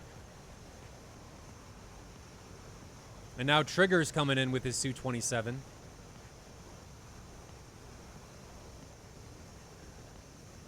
Is he just going to land? These guys are just landing in different directions. I can't tell if he's landing or if he's just doing a flyby. I think he's landing. He's landing. So a good way to put him down quickly for Harpia. And well done by both teams, but Harpia ends up taking this one 2-0. First round being a draw. But man. Billy, that was closer than I thought it was going to be. I agree. Yeah, I think we saw Harpia do a pretty good job of having a strategy, sticking to it, and really forcing Dragon to play their game as opposed to maybe wandering into the territory of how Dragon wanted to fly that match. And I think anytime you can get the other side to do what you want to do, I think you have an advantage. You have leverage there in that. Just in that alone, and I think we saw Harpia do a pretty good job of taking advantage and making that work for them today. Absolutely. Well, good points. Well taken. So next round after this one, so Saturday's match is going to be Grim Reapers taking on Joint Task Force France, and then baby, we are going back to Diamond League. There we go. So Diamond League, I don't think we've seen any Diamond League matches. I think we've seen one. No. Have we seen any? Oh, not this I'd have to go back and look at the streams and see what we've seen. But if we haven't seen any, the schedule for next week is going to go like this. 36 Stormo taking on Eclipse Task Force is going to be Tuesday. Golden Crown taking on Eclipse Task Force is going to be Thursday. And then 64th Aggressors taking on Phoenix Task Force will be Saturday. Okay, so Diamond League is coming back next week. And then we'll be back on the road and the schedule going forward. We had to delay Diamond League. For anybody that doesn't know, we had teams causing problems and they left and we had to fix it. Blue Streaker with the Prime sub. Thank you very much, brother. Welcome to the family. Hopefully you're enjoying what's going on. Reminds me, if anybody has Amazon Prime, you can connect it to Twitch. I'm shilling myself. Yeah, that's right. That's right. Just make this stream better, baby. Quick shout out to all of our sponsors. Fox Mounts, if you guys need mounts for your desk or pit or whatever, he's the best. Fox Mounts is awesome to work with. Customer service is rock solid. He makes them himself. They're small 80-20 pieces. They're really good. TACView, of course, if you guys don't have TACView Advanced, you can take advantage of it here right in this stream because you can watch real-time telemetry while we're going through the matches. That's where Billy was getting all of his information from, was the real-time telemetry. TACView, if you guys don't use it already, it's really good. Definitely a nice enhancement to what you're seeing here on the screen. You get to kind of see things from different angles and perspectives, and that always helps paint a bit better picture at the end of the. Yep. Wild Weasel Apparel, it's Billy, the man himself. We're giving away a shirt Saturday. Yeah, definitely. And actually, I was thinking maybe doing a phone case too this Saturday, depending on what. Yeah, I'm pretty sure we have the wide swath of phone cases covered out there, but I'll get you a list of what phone cases we got, because we're doing one now with the Rio TID on it that has been pretty popular. So pretty cool to have. It's not actually from the sim. It's actually a photo of a Rio TID with some contacts on it. It's pretty cool. Grab a look for that. Be looking forward to that. Make sure you show up for the giveaway on Saturday. Then Buddy Fox with their A10 UFC. If you guys want the best of the best for button boxes as far as like UFC style stuff, like specific button boxes, that's the way to go. It's Nokia engineers made the buttons. It's awesome. Then Eagle Dynamics, of course, for providing the sim itself. It's the only game I play, really. I play some stuff with my brother every once in a while, but this is where I spend far too much of my time. Black Hog for everything that they've contributed to the prize pool, and I'm still waiting. My button box that they sent me is somewhere in the United States now. It's off the boat, and it's here somewhere, and I just wanted to get here because supposedly it's awesome, and I want to use it. I haven't been able to try it yet, so I can't provide firsthand feedback. And then Heat Blur for the F-14. I know we dogged on it a couple days ago, but I think we got a lot of that figured out, and it's issues with desync and stuff like that. But for the awesome F-14, the Vigan, and anything else that they offer and contributing to the prize pool. And then, of course, Thrustmaster with everything they offer. And I think the Hornet grip that they have is still one of the, if not the best grips out there. And their new Airbus thing for Microsoft 2020, it's a great price point for people getting into commercial virtual aviation. I think it's good. I'm gonna get one just for my combat stuff, for landing gear stuff and things like that. I want the throttle quadrant. I don't need the stick, but I want the throttle quadrant. So quick shout outs to all of them. And that's all I got. Billy, you got anything in closing? No, I'm pretty good. Ready to go for Saturday. Let's get her done. Me too. But in saying that, that's all I got too. So until Saturday, guys, again, Saturday is going to be Joint Task Force France taking on the Grim Reapers. So be ready for that one. That's going to be Saturday at 1500 Zulu. Supercut should be dropping today or tomorrow. Be watching for that too. If you guys haven't liked and subscribed to us on YouTube, do that. Make sure you follow us on Twitter if you have a Twitter, because that's where I release if I'm running late or any of the Supercut stuff. That's where all of that gets thrown out. So follow us there too, not just on here. But until next time, guys, have a good one. See you Saturday. Stay safe in those virtual skies, and I'll see you guys later. Have a good one.